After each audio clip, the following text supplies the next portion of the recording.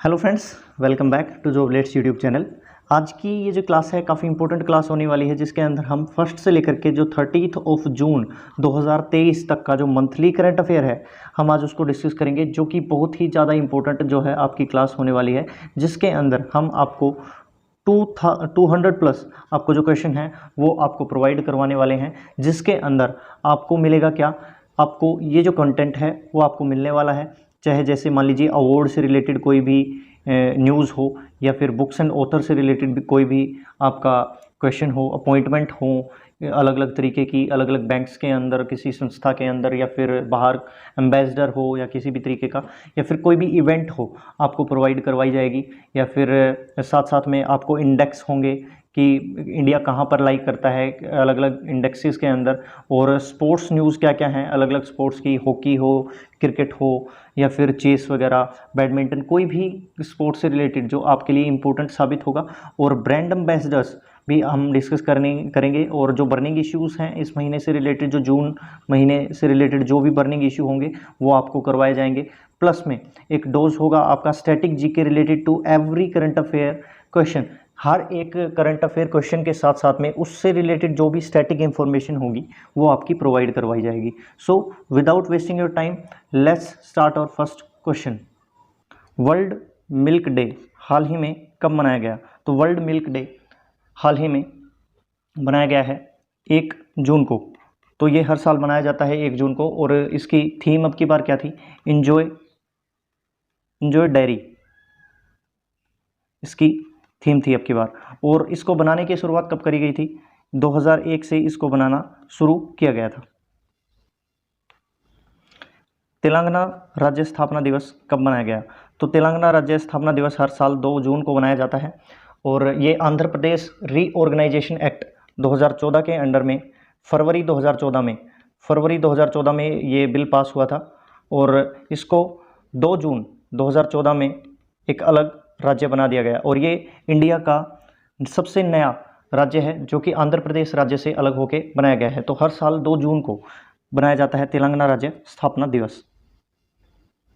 विश्व तंबाकू निषेध दिवस कब मनाया गया है? तो विश्व तंबाकू निषेध दिवस हाल ही में 31 मई को मनाया गया है, और इसकी थीम क्या थी अब की बार? इसकी थीम थी we need food not tobacco. इसकी थीम थी, जो कि लीड किया गया था WHO के द्वारा, वर्ल्ड हेल्थ ऑर्गेनाइजेशन के द्वारा। पिछले क्वेश्चन से रिलेटेड ही है कि कौन सा देश एंटी टोबैको वार्निंग को OTT प्लेटफॉर्म्स पर लागू करने वाला पहला देश बन गया है? तो सबसे पहले तो हमें पता होना चाहिए कि OTT प्लेटफॉर्म्स क्या होते हैं। जो ओवर द टॉप प्लेटफॉर्म्स होते हैं उनको OTT प्लेटफॉर्म बोला जाता है, जो कि सेंसर बोर्ड के अंडर में नहीं आते। जैसे कोई भी फिल्म है या फिर वेब सीरीज़ है, उनको बनाना और प्रदर्शित करना इसका काम होता है। तो उनके अंदर भी तो यूनियन हेल्थ मिनिस्ट्री ने ये मैंडेटरी कर दिया है कि जो cigarette and other tobacco product act 2004 के अकॉर्डिंग में, कि एंटी टोबैको वार्निंग और डिस्क्लेमर्स आपकी जो विजुअल्स हैं उसके अंदर होना चाहिए, और 30 सेकंड्स का जो वार्निंग है वो जो भी प्रदर्शित कर रहे हैं आप, जैसे मान लीजिए कोई भी फिल्म है या फिर वेब सीरीज़ है, उसकी बिगनिंग के अंदर और मिडल में आपको दिखाना पड़ेगा, और एक ऑडियो विजुअल डिस्क्लेमर भी आपको डालना पड़ेगा ऑफ मिनिमम 20 सेकंड्स का, 20 सेकंड का मिनिमम आपको जो ऑडियो डिस्क्लेमर है वो भी डालना पड़ेगा related to anti tobacco warning. तो ये चीज़ करने वाला इंडिया पहला देश बन गया है वर्ल्ड का। सेल के नए अध्यक्ष यानी चेयरमैन कौन बन गए हैं? तो सेल के नए अध्यक्ष चेयरमैन बन गए हैं अमरेंद्र प्रकाश जो है सेल के नए अध्यक्ष बन गए हैं। और अगर सेल की जो फुल फॉर्म है अगर आपसे पूछ ले तो क्या होती है? स्टील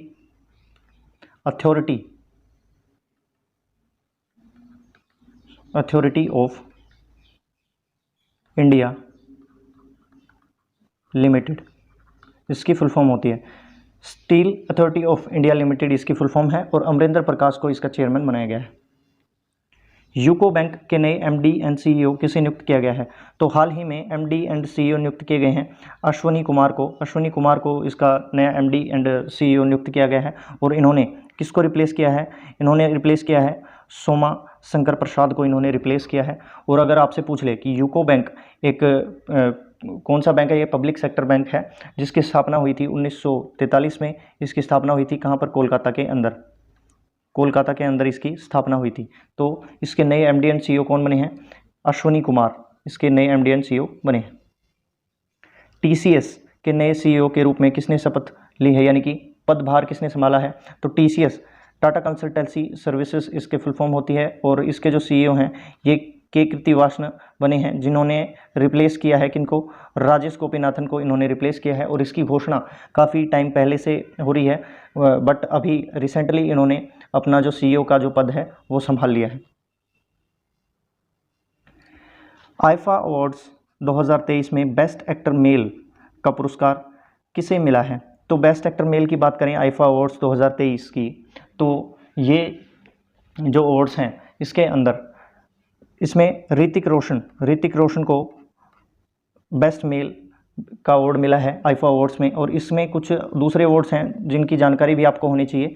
इसमें है जैसे बेस्ट फिल्म दृश्यम 2 को मिला है, और best director R Madhavan for Rocketry the Nambi Effect movie के लिए मिला है इनको। और best actor in leading role female की बात करें तो आलिया भट्ट, जिस तरीके से अगर मेल में बात करते हैं तो हम ऋतिक रोशन जो हैं ये विक्रम वेधा के लिए मिला है। और उसी तरीके से बेस्ट एक्टर लीडिंग फीमेल में आलिया भट्ट को गंगूबाई काठियावाड़ी मूवी के लिए मिला है। और best actor in supporting role female में मोनी रॉय फॉर ब्रह्मास्त्र पार्ट 1 के लिए मिला है। और best actor in supporting role male में मिला है अनिल कपूर को फॉर जुग जुग जियो मूवी के लिए। इनको ये अवार्ड दिए गए हैं। तो इनके बारे में भी आपको थोड़ी सी जानकारी होनी चाहिए। पेपर के हिसाब से देखें तो इम्पोर्टेंट है, कौन सा भी आपसे पूछ सकता है। किसे हाल ही में 57वें ज्ञानपीठ पुरस्कार से सम्मानित किया गया है? तो किसे सम्मानित किया गया है? दामोदर मौजो को हाल ही में ज्ञानपीठ पुरस्कार के जो 57वां जो संस्करण है उससे सम्मानित किया गया है। और ये गोवा से हैं और गोवा के जो गवर्नर हैं PS श्रीधरन पिल्लई ने इस अवार्ड को प्रेजेंट किया था। और अगर दामोदर मौजो की बात करें तो इन्होंने 25 बुक्स लिखी हैं, किसमें? कोंकणी भाषा के अंदर 25 बुक लिखी हैं और एक बुक लिखी है इंग्लिश में। तो ये इनकी अचीवमेंट है। और ये गोवा के दूसरे नंबर के ज्ञानपीठ अवार्डी हैं। और पहले नंबर के जो ज्ञानपीठ अवार्डी हैं उनका नाम क्या है? रविंद्र केलकर, जिनको 2008 में ये अवार्ड दिया गया था। हाल ही में नए पार्लियामेंट बिल्डिंग का उद्घाटन नई दिल्ली में किसके द्वारा किया गया है? तो नए पार्लियामेंट बिल्डिंग का जो उद्घाटन है ये 28 मई को वीर सावरकर जयंती के ऊपर नरेंद्र मोदी जी ने इसका उद्घाटन किया है। और ये मतलब पहले इसकी बिल्डिंग जो थी यानी कि जो राउंड शेप की थी, और अब की बार ये ट्रायंगुलर शेप की इसके सामने ही इसको बनाया गया है। तो इसके बारे में भी कुछ खास बात है। सबसे पहले तो इसकी जो शेप है वो कुछ इस तरीके की है कि पहले जो थी ये थी राउंड शेप में था ये, और अब की बार इसको ट्रायंगुलर शेप में बनाया गया है। तो सबसे पहले तो बात आती है इसकी जो शेप है, शेप में ये ट्रायंगुलर शेप है इसकी। और सेकंड अगर हम बात करें तो ये कहाँ पर सिचुएटेड है ये भी पूछ सकता है। तो Central Vista area New Delhi के अंदर ये सिचुएटेड है। इतनी चीज़ आपको पता होनी चाहिए। और इसके अंदर लोकसभा और राज्यसभा दोनों को इकट्ठा बनाया गया है। और लोकसभा की जो सीटिंग कैपेसिटी है वो 888 सीट्स हैं इसके अंदर सीटिंग कैपेसिटी है। और राज्यसभा की है 384 सीट्स की कैपेसिटी के साथ इसको बनाया गया है। और अगर आपसे लोकसभा का जो थीम है, लोकसभा का थीम अगर पूछ ले तो लोकसभा का थीम हो जाएगा आपका पिकॉक यानी मोर को इसका थीम बनाया गया है। और अगर राज्यसभा का पूछे तो राज्यसभा का है लोटस यानी कमल इसका थीम है। और अगर इसकी लागत पूछ ले कि कॉस्ट कितनी पड़ी है इसको बनाने में, इस बिल्डिंग को बनाने में, तो 970 करोड़ ओनली ये इसकी कॉस्ट पड़ी है। इतनी कॉस्ट के साथ में इसका कंस्ट्रक्शन हुआ है। और कंस्ट्रक्शन किया किसने है? तो Tata project limited Tata project limited ने इसका कंस्ट्रक्शन किया है। और इसके अंदर 3 गेट हैं, जैसे एक गेट ये है और एक गेट यहाँ पर है और एक गेट यहाँ पर है। तो एक का नाम है ज्ञान द्वार, एक का नाम है शक्ति द्वार और एक का नाम है कर्म द्वार। तो ये 3 गेट इसके अंदर लगाए गए हैं। तो इसके अंदर एक चीज़ और है जो इम्पोर्टेंट है, जिसका आपको पता होना चाहिए। ये जो आपको छड़ दिख रही है, ये आपको गदा टाइप की एक जो छड़ दिख रही है, इसका क्या नाम है? इसका नाम है सेंगोल। सेंगोल इसका नाम है। और ये क्यों इम्पोर्टेंट है? क्योंकि इसको जो लोकसभा है, जो प्राइम मिनिस्टर ने इसकी जो स्थापना है, लोकसभा स्पीकर की चेयर के बगल में इसको रखा जाएगा। और ये इम्पोर्टेंट क्यों है? क्योंकि इसको लॉर्ड माउंटबेटन ने 1947 के अंदर प्राइम मिनिस्टर, जो पहले प्राइम मिनिस्टर थे जवाहरलाल नेहरू जी को इसको प्रदान किया गया था। तो लोकसभा के अंदर स्पीकर के बगल में इसको रखा जाएगा। और इसके ऊपर, बिल्कुल ऊपर, नंदी महाराज जो कि जो महाकाल शिव के जो वाहन हैं, उसकी मूर्ति बनाई गई है और इसको न्याय का प्रतीक माना जाता है। न्याय का प्रतीक इसको माना जाता है। तो इस सिंगोल को अभी मतलब नई जो लोकसभा बनी है उसके अंदर स्पीकर के चेयर के पास में इसको रखा जाएगा, ताकि ये याद रहे कि हमने कितनी जद्दोजहद के साथ में फ्रीडम मिली है इंडिया को और इसकी वैल्यू क्या है।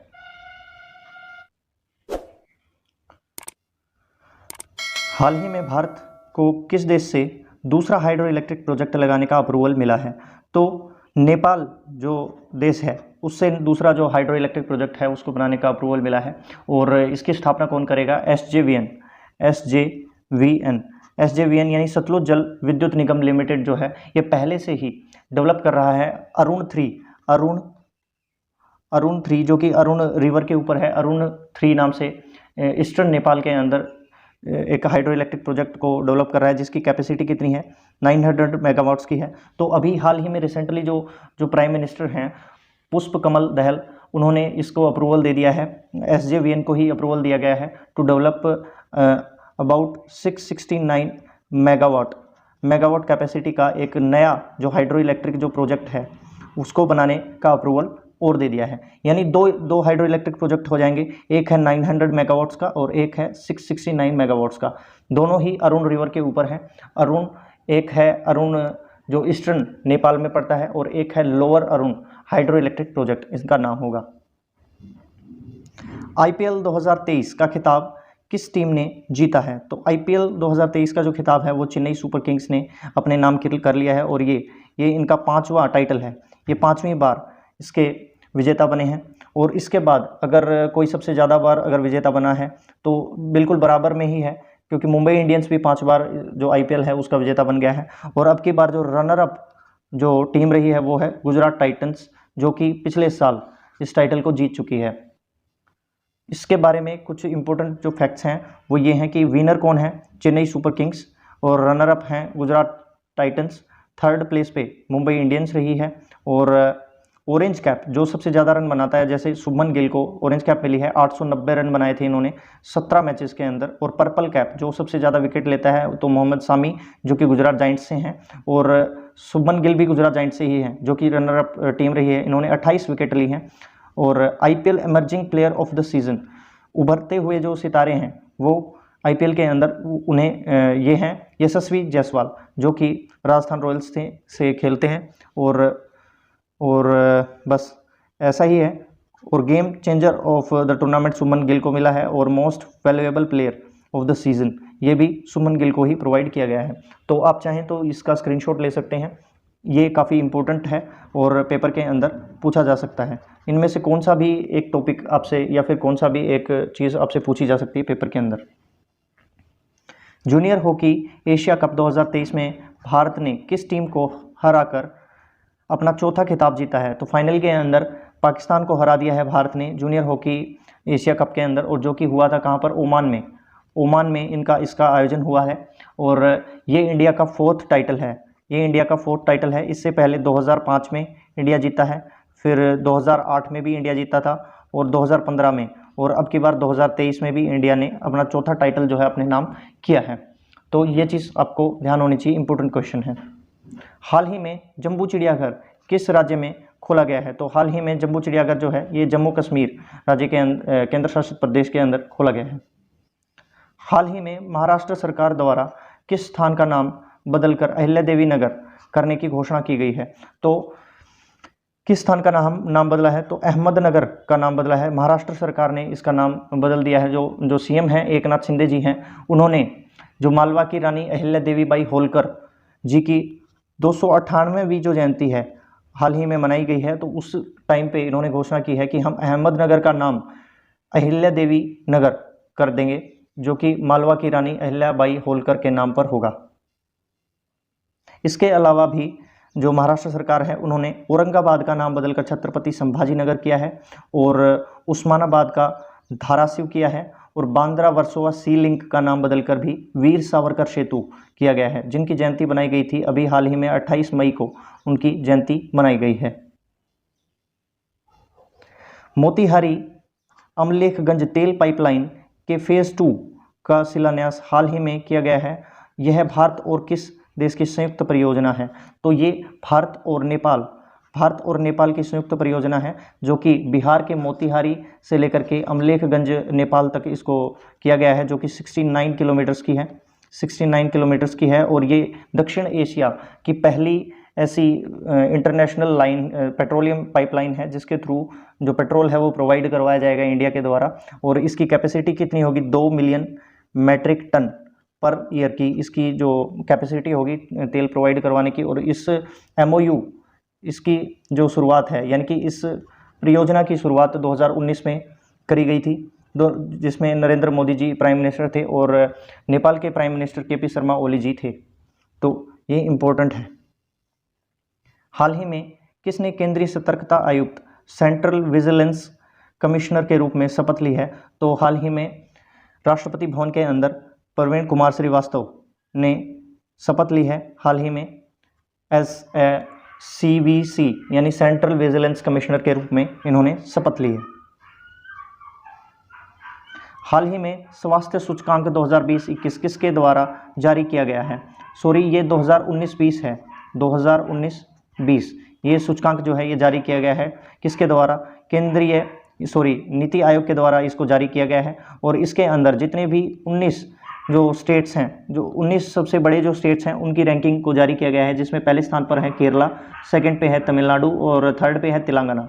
और सबसे नीचे अगर 19th नंबर पे हम अगर 19th जो नंबर है उस पर अगर हम देखें तो यूपी आता है, और 18th जो नंबर है उस पर आता है बिहार। तो इनकी जो कोविड के टाइम पे इनकी रैंकिंग को स्कोर दिया गया है, इस हिसाब से नीति आयोग ने इसको जारी किया है।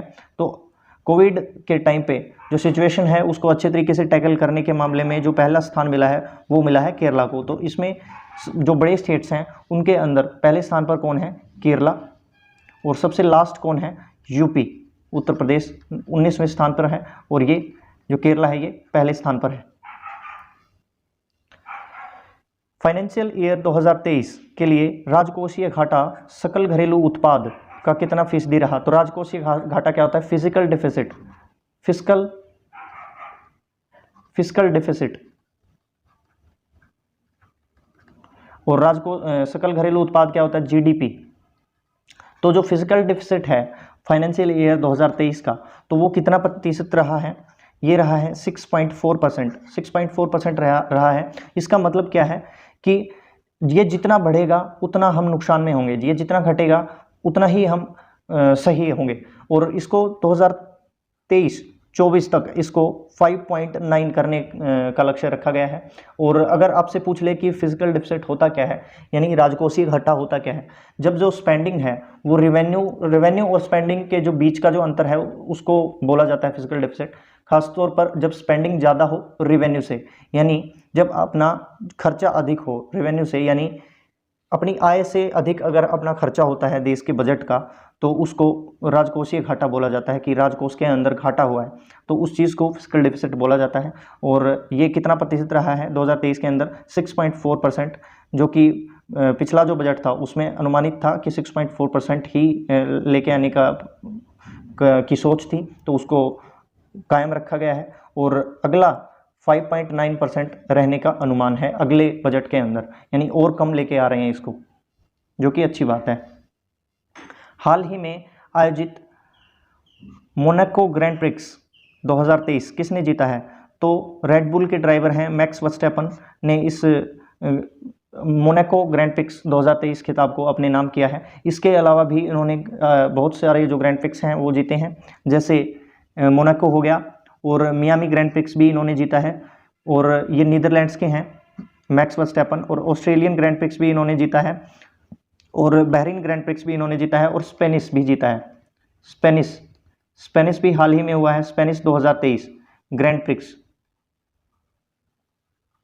भी इन्होंने हाल ही में जीता है, मैक्स वर्स्टैपन जो नीदरलैंड के रेड बुल के ड्राइवर हैं। और सऊदी अरब ग्रैंड प्रिक्स जो 2023 रेड बुल के ड्राइवर भी ही हैं ये भी, और सर्जियो पेरेज ये मैक्सिको से हैं, इन्होंने जीता है। और अजरबैजान जो ग्रैंड प्रिक्स है ये भी सर्जियो पेरेज ने ही जीता है, जो मैक्सिको के हैं, रेड बुल के ही ड्राइवर हैं। यानी ज़्यादा जितने जो ग्रैंड प्रिक्स अवार्ड हैं वो मैक्स वर्स्टैपन के ही नाम हैं।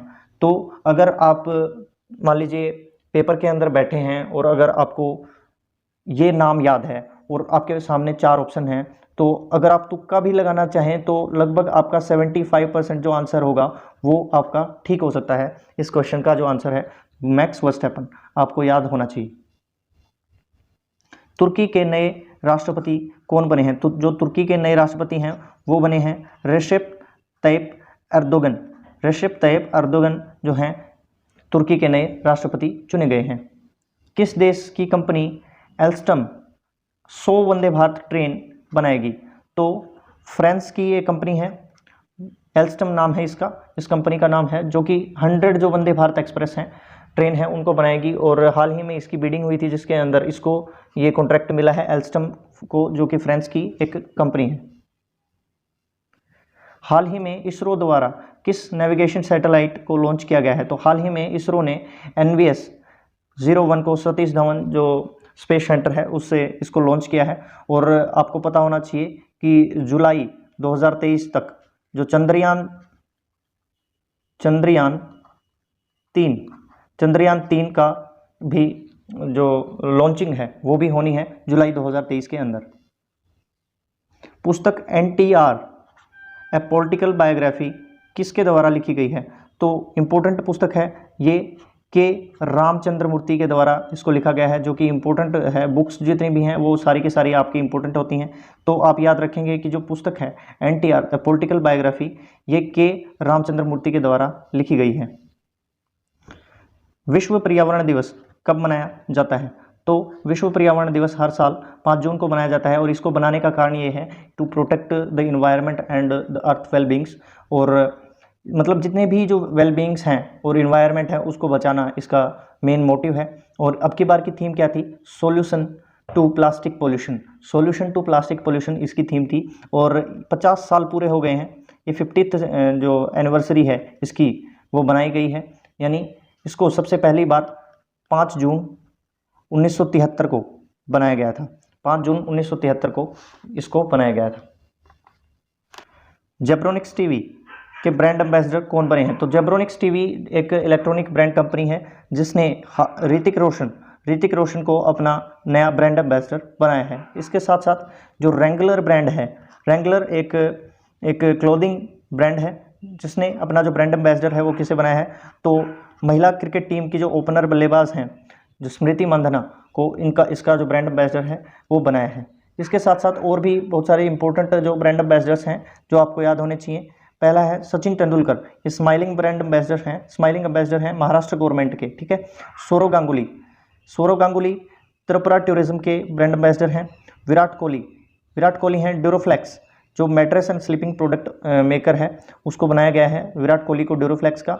और आलिया भट्ट को गुचीज फर्स्ट इंडिया ग्लोबल एम्बेसडर हैं ये गुच्ची की। और आयुष्मान खुराना को वेकफिट, ये भी एक मैट्रेस मैन्युफैक्चरर है, उसको बनाया गया है। और ऋषभ पंत स्टार स्पोर्ट्स के बिलीव एम्बेसडर हैं। तो आपको जितने भी इंपॉर्टेंट जो एम्बेसडर्स हैं वो मैंने यहाँ पर करवा रखे हैं, तो आपको ये सारे के सारे याद रहने चाहिए।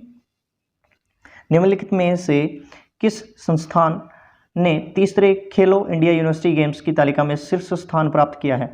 तो 69 मेडल्स के साथ में 69 मेडल्स के साथ में जो पंजाब यूनिवर्सिटी है, जो चंडीगढ़ पंजाब यूनिवर्सिटी है, उसने जो यूनिवर्सिटी गेम्स हैं, जो तीसरे यूनिवर्सिटी गेम्स हैं, उसमें टॉप किया है। और इसकी जो तालिका है वो यहाँ पर दिखाई गई है कि पंजाब यूनिवर्सिटी ने 26 गोल्ड मेडल्स के साथ में पहले स्थान पे है, और गुरु नानक जो देव यूनिवर्सिटी है वो सेकंड नंबर पे है, और जैन यूनिवर्सिटी ये तीसरे नंबर पे है। और अगर हरियाणा की बात करें तो ये छठे नंबर पे आती है अपनी कुरुक्षेत्र यूनिवर्सिटी, जो कि 8 मेडल के साथ में छठे स्थान पे है। The power of one thought master your mind नामक पुस्तक के लेखक कौन हैं? तो ये जो पुस्तक है ये बी के शिवानी जी इनकी ऑथर हैं, और ये एक इम्पोर्टेंट पुस्तक होने वाली है आपके पेपर के हिसाब से देखें तो, जिसका क्या नाम है, the power of one thought master your mind. NATO द्वारा आर्कटिक चैलेंज 2023 युद्धाभ्यास किस देश में आयोजित किया जा रहा है? तो नाटो के द्वारा ये जो अभ्यास है, ये जो युद्धाभ्यास है यहाँ पर ये है, ये जो यहाँ पर है कौन सा देश है ये है फिनलैंड। तो फिनलैंड के पास के जो एरिया है, जो कि रशिया के साथ में भी लगता है, उसके आसपास का जो एरिया है, तो वहाँ पर नाटो के द्वारा ये आर्कटिक चैलेंज 2023 का उद्घाटन किया गया है। तो यहाँ पर इसका आंसर क्या हो जाएगा? फिनलैंड क्या है? फिनलैंड 31st मेंबर बना है नाटो का, और इसके अंदर इस चैलेंज मतलब युद्धाभ्यास के अंदर, इस मिलिट्री एक्सरसाइज के अंदर जो नाटो के लगभग 14 मेंबर कंट्रीज़ ने इसके अंदर हिस्सा लिया है, जो कि क्यों लिया गया है?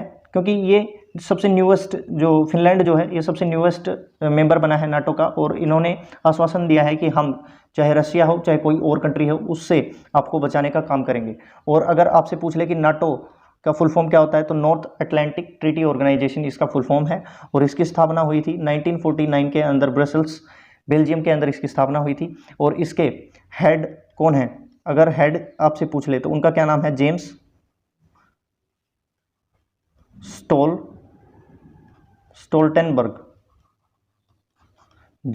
स्टोल्टेनबर्ग इसके हेड हैं नाटो के। तो इतनी चीज आपको याद होनी चाहिए। मध्य प्रदेश का पहला सौर शहर कौन बन गया है, यानी कि सोलर सिटी मध्य प्रदेश की सबसे पहली जो सोलर सिटी है वो कौन बन गई है? तो ये बनी है सांची को सोलर सिटी बनाया गया है। और आपको पता है कि जो यूनेस्को वर्ल्ड हेरिटेज साइट के अंदर आती है सांची, और सांची बिल्कुल ट्रॉपिक ऑफ कैंसर यानी कर्क रेखा के ऊपर पड़ती है, जो ये सिचुएटेड है। कर्क रेखा बिल्कुल इसके बीच से होकर के गुजरती है। तो इसको यहाँ पर ये सोलर सिटी बनाने का मेन कारण यही है कि यहाँ पर जो सूरज की किरण है वो डायरेक्टली यहाँ पर पड़ती हैं, तो उसको सोखने का काम किया जाएगा। और यहाँ पर 2 जो सोलर सिस्टम जो सोलर स्टेशन लगाए गए हैं, एक है 5 मेगावाट का और दूसरा है 3 मेगावाट का। तो 2 पावर स्टेशन लगाए गए हैं, यहाँ पर सोलर पावर स्टेशन लगाए गए हैं। कहाँ पर? सांची के अंदर।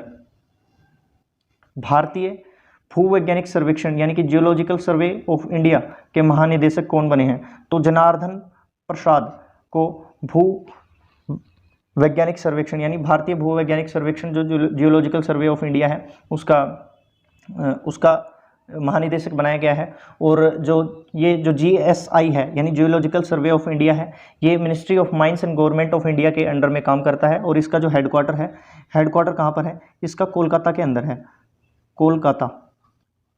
कोलकाता के अंदर इसका हेडक्वार्टर है। और इसकी स्थापना कब हुई थी? 1851 में इसकी स्थापना हुई थी GSI की, जियोलॉजिकल सर्वे ऑफ इंडिया की।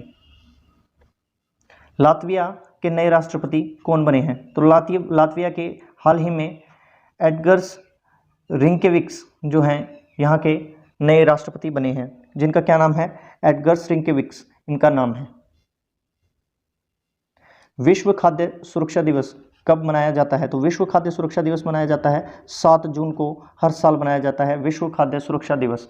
और विश्व खाद्य सुरक्षा से अगर आपसे पूछ ले कि खाद्य सुरक्षा क्या है, तो इससे मतलब भोजन की उपलब्धता और सामर्थ्यता और पहुंच से इसका मतलब है, यानी अवेलेबिलिटी और affordability and access to the food, ये इसकी डेफिनेशन आप मान सकते हैं, जिसके अंदर भोजन की जो अवेलेबिलिटी होनी चाहिए, अफोर्डेबिलिटी जो सामर्थ्यता है वो भी होनी चाहिए, और एक्सेस होना चाहिए फूड, यानी कि हर हर एक तक जो भोजन है वो पहुंचाया जाना चाहिए। तो ये इसकी मेन चीज़ें हैं। तो विश्व खाद्य सुरक्षा दिवस हर साल 7 जून को मनाया जाता है। विदेशियों के रहने के लिए दुनिया का सबसे महंगा शहर कौन बन गया है? तो according to ECA international cost of living ranking के अनुसार मैं बात करूं तो जो न्यूयॉर्क है ये दुनिया का सबसे पहले नंबर का सबसे महंगा शहर बन गया है। और इसके साथ साथ में जैसे यहाँ पर दिया गया है कि न्यूयॉर्क तो पहला हो गया, और सेकंड नंबर पे आता है आपका हांगकांग, तीसरे नंबर पे है जिनेवा, चौथे नंबर पे है लंदन एंड पाँचवें नंबर पे है सिंगापुर। तो इनकी ये जो रैंकिंग है वो यहाँ पर दी गई है, जो कि किसके अनुसार है? ECA international cost of living ranking के अनुसार है ये, जिसके अंदर न्यूयॉर्क पहले स्थान पे आ गया है। अमीर रजा हुसैन का हाल ही में निधन हो गया, वे कौन थे? तो वे एक अभिनेता थे जिनका हाल ही में निधन हो गया है, जो कि 66 वर्ष की उम्र में इनका निधन हुआ है। 66 ईयर्स की उम्र में इनका निधन हो गया है। अमृत धरोहर और मिष्टी योजना की शुरुआत किस मंत्रालय ने की है?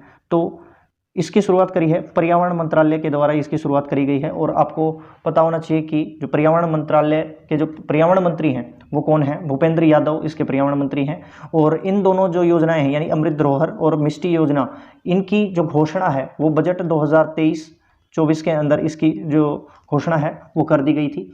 और इसके अंदर दिया गया है कि मिष्टी का जो फुल फॉर्म है, सबसे पहले तो ये पता होना चाहिए कि मिष्टी का फुल फॉर्म है mangrove initiative for shoreline habitat and tangible income, इसका फुल फॉर्म है। And will be taken up to the mangrove plantation among the coastline and salt panlands. यानी इसका मतलब क्या है कि मिष्टी क्यों बनाया गया है? ताकि जो जितने भी कोस्टल एरिया है यानी समुद्र के साथ साथ में जो लवणीय जो क्षेत्र है उसके आसपास का जो क्षेत्र है उसके ऊपर वृक्षारोपण किया जाएगा, यानी कि मैंग्रोव जो वृक्ष हैं वो लगाए जाएंगे, जो कि इनकी खासियत क्या होती है कि जितना भी लवणीय जल है उसके साथ साथ में ये जो मैंग्रोव के जो पौधे हैं वो उग जाते हैं। दूसरी जो प्लांटेशन है वो जल्दी से उगती नहीं है, तो इसके लिए इसको लगाया जाएगा ताकि जो मिट्टी को बांध के एक स्थान पर रखा जा सके, मिट्टी की जो अपरदन है उसको, सोयल इरोजन है उसको रोका जा सके, इसके लिए इसको बनाया गया है। और सेकेंडली अगर हम बात करें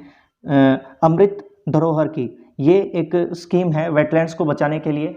खासतौर पर जैसे मान लीजिए कि इंडिया के अंदर जितने भी जो वेटलैंड्स हैं, यानी आप एक हिसाब से समझिए कि जो इसका ऑब्जेक्टिव है इस स्कीम का, to preserve the natural beauty and the diversity of wetlands of India. तो एंड जैसे जितने भी अपने इंडिया के अंदर 75 के अक्रॉस यानी 75 वेटलैंड्स हैं, उनके संरक्षण के लिए, उनकी ब्यूटी और डाइवर्सिटी को बचाने के लिए इस अमृत धरोहर जो स्कीम है उसको अपनाया गया है, ताकि प्लांटेशन के थ्रू, पौधारोपण के थ्रू और उनकी केयरिंग के थ्रू इन वेटलैंड्स को संरक्षित किया जा सके। तो ये इसके ऑब्जेक्टिव हैं, जो कि 2023-24 का जो बजट है उसके अंदर भी इसको पेश किया गया था। टाटा ग्रुप किस राज्य में 13,000 करोड़ का इलेक्ट्रिक व्हीकल बैटरी प्लांट लगाएगा?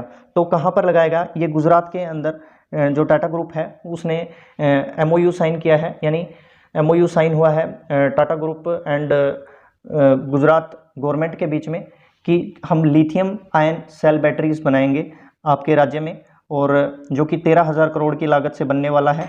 और ये डील हुई है किसके साथ में? गुजरात सरकार के साथ में टाटा ग्रुप ने ये डील की है। The grand order of the chain of yellow star award से किसे सम्मानित किया गया है? तो भारत की जो प्रेसिडेंट हैं द्रौपदी मुर्मू जी को जो the grand order of the chain of yellow star award से सम्मानित किया गया है, जो कि द रिपब्लिक ऑफ सुरीनेम का एक सिविलियन, सबसे सर्वोच्च सिविलियन अवार्ड है, जिसे प्रदान किया गया है। किसे प्रदान किया गया है? द्रौपदी मुर्मू जी को प्रदान किया गया है, क्योंकि ये हाल ही में सुरीनेम के दौरे पे थी। और ये कौन है? ये हैं सुरीनेम के प्राइम मिनिस्टर, जिनका नाम क्या है? चान संतोखी इनका नाम है, Chan Santokhi, the president of republic of Suriname. Bharat का पहला अंतरराष्ट्रीय क्रूज जहाज MV इम्प्रेस किस देश के लिए रवाना किया गया है? तो as you know the union minister of port shipping and waterways Sarbananda Sonowal जो कि यहाँ पर हैं, इन्होंने हरी झंडी दिखाई है इस क्रूज को, ये जो कि इंडिया का पहला इंटरनेशनल क्रूज वेसल है जिसका क्या नाम है MV एम्प्रेस इसका नाम है, और इसको हरी झंडी दिखाई गई है जो कि चेन्नई से लेकर के श्रीलंका के बीच में रवाना हुआ है। मिस वर्ल्ड 2023 प्रतियोगिता किस देश में आयोजित की जाएगी? तो 2023 का जो मिस वर्ल्ड होने वाला है वो अब की बार कहाँ पर होगा? ये भारत के अंदर होने वाला है, जो कि 27 साल बाद इसकी मेज़बानी करेगा भारत। और अब की बार ये कौन है यहाँ पर जो ये दिखाई गई हैं, इनका नाम है सिनी शेट्टी, जो कि 21 साल की हैं और कर्नाटका राज्य से बिलोंग करती हैं, जो रिप्रेजेंट करेंगी इंडिया को फॉर द मिस वर्ल्ड 2023।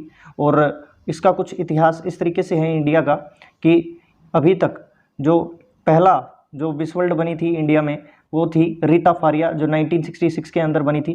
फिर सेकंड नंबर पे बनी थी ऐश्वर्या राय, जो 1994 में बनी थी। फिर डायना हेडन 1997 में, और युक्ता मुखी जो 1999 में, और इससे अगले साल ही प्रियंका चोपड़ा 2000 में बनी। और उसके 17 साल बाद मानुषी छिल्लर 2017 के अंदर मिस वर्ल्ड बनी थी।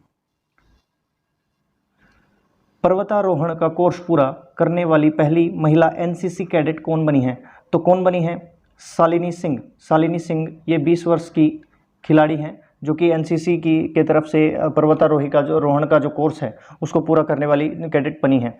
और अगर आपसे पूछ ले NCC के बारे में, NCC का फुल फॉर्म क्या होता है? तो नेशनल कैडेट कोर इसका फुल फॉर्म होता है। और इसका फॉर्मेशन कहाँ पर कब हुआ था?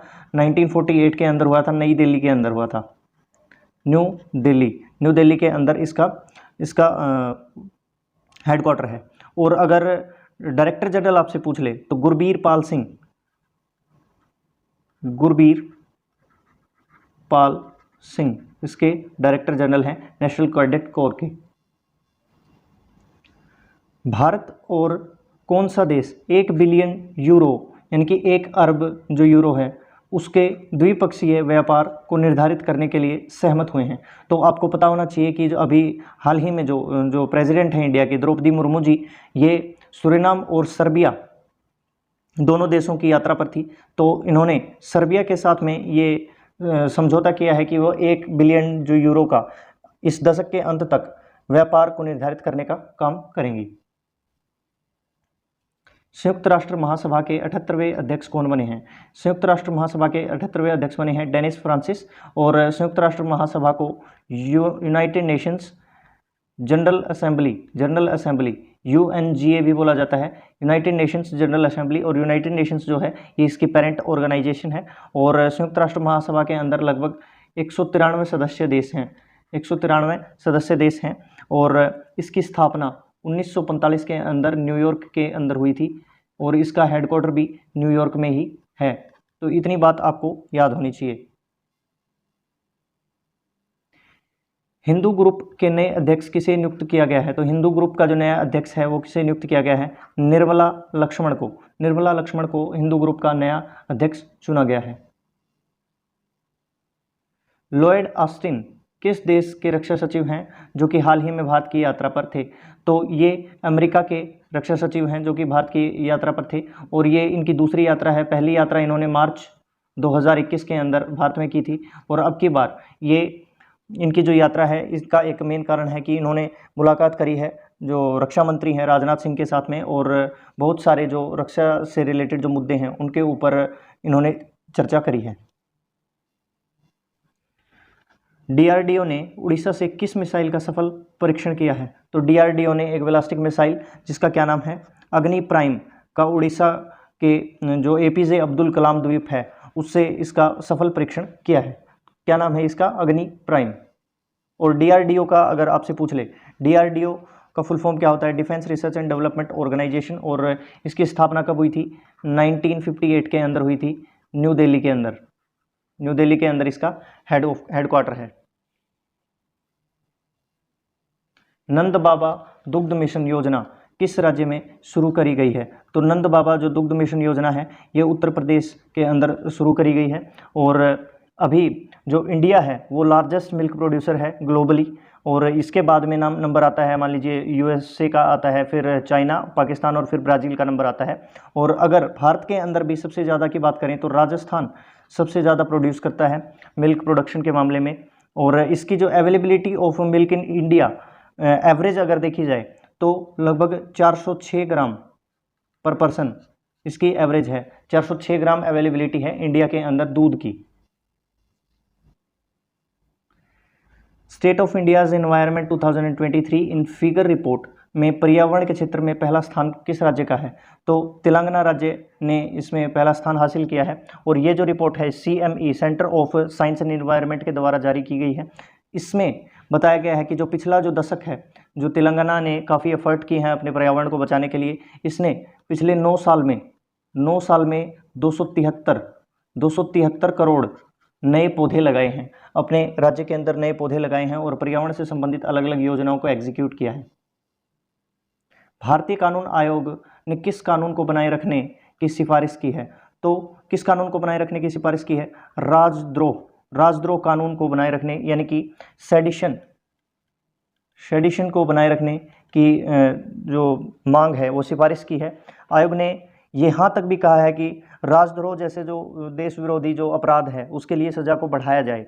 इसलिए जो इसने मतलब 153 साल पुराना ये जो कानून है इसको संरक्षित रखने का, इसको बरकरार रखने की सिफारिश की है। And law commission also suggested some amendments in section 124A, यानी कि इसके अंदर अमेंडमेंट में कुछ अमेंडमेंट किए गए हैं। एक 124A के अंदर जो IPC के अंदर आती है, इंडियन पिनल कोड के अंदर आती है। तो आई होप कि आपको ये चीज़ समझ में आई होगी कि इन्होंने राजद्रोह जो कानून है उसको बरकरार रखने की सिफारिश की है लॉ कमीशन ने। ठीक है। विश्व का पहला 3D प्रिंटिंग हिंदू मंदिर कहाँ बनाया जा रहा है? तो ये तेलंगाना के अंदर बनाया जा रहा है और ये लगभग 3800 स्क्वायर फीट के एरिए को ये कवर करेगा, जिसके अंदर 3 पार्टीशन बताए गए हैं जो कि भगवान शिव और गणेश और माँ पार्वती को समर्पित होंगे। सहारा इंडिया लाइफ इंश्योरेंस कंपनी का किसके द्वारा अधिग्रहण किया गया है? तो इसका अधिग्रहण SBI लाइफ इंश्योरेंस कंपनी, यहाँ पर SBI लिखा हुआ है but SBI life insurance company यहाँ पर लिख लीजिए। SBI लाइफ इंश्योरेंस कंपनी ने इसका अधिग्रहण कर लिया है और insurance regulatory and development authority of India ने इसको तुरंत प्रभाव से इसको अधिग्रहित करने का जो निर्णय है वो लिया है। और जो सहारा इंडिया लाइफ इंश्योरेंस कंपनी है उसका जो जितना भी कार्यभार है वो अभी SBI लाइफ इंश्योरेंस कंपनी संभालेगी। लेवेंडर महोत्सव का उद्घाटन कहाँ किया गया है? तो लेवेंडर महोत्सव का उद्घाटन हाल ही में केंद्र शासित प्रदेश जम्मू कश्मीर के भद्रवाह घाटी के अंदर जो सेंट्रल मिनिस्टर जितेंद्र सिंह के द्वारा इसका उद्घाटन किया गया है। भारतीय नौसेना और किसके द्वारा वरुणास्त्र टॉर्पेडो का पहला युद्धक परीक्षण किया गया है? तो किसके द्वारा बनाया गया है? ये नौसेना और DRDO के द्वारा ये तैयार किया गया है और ये लगभग 8 मीटर लंबा है और 1500 kg का भार है इसके अंदर। और इसका सफल परीक्षण किया गया है, अभी अरब सागर के अंदर इसका सफल परीक्षण किया गया था, जो कि अपने टारगेट को 40 किलोमीटर तक की, जो 40 किलोमीटर के दायरे में एक टारगेट था जिसको उसने आसानी से भेदने का काम किया है। केंद्र सरकार ने अब तक देश भर में महिला सुरक्षा के लिए कितने वन स्टॉप सेंटर स्थापित किए हैं?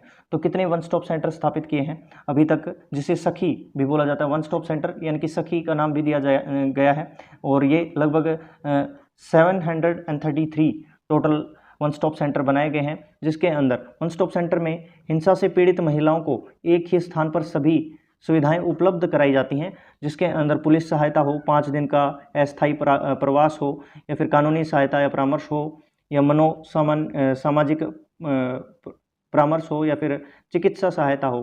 तो ये सारी की सारी सुविधाएं जो है महिलाओं को दी गई हैं ताकि उनके ऊपर किसी प्रकार की हिंसा होने पर उनका निवारण जो है एक ही छत के नीचे किया जा सके। राष्ट्रीय संस्थान रैंकिंग फ्रेमवर्क 2023 में इंजीनियरिंग संस्थानों में कौन सा संस्थान पहले स्थान पर है?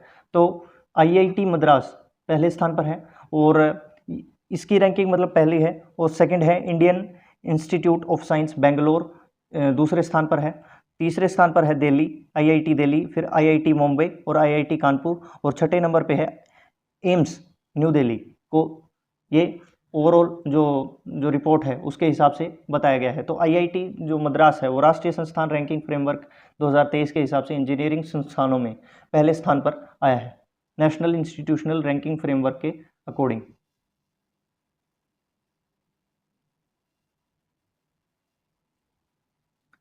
अजय टू योगी आदित्यनाथ नामक ग्राफिक उपन्यास किसने लॉन्च किया है?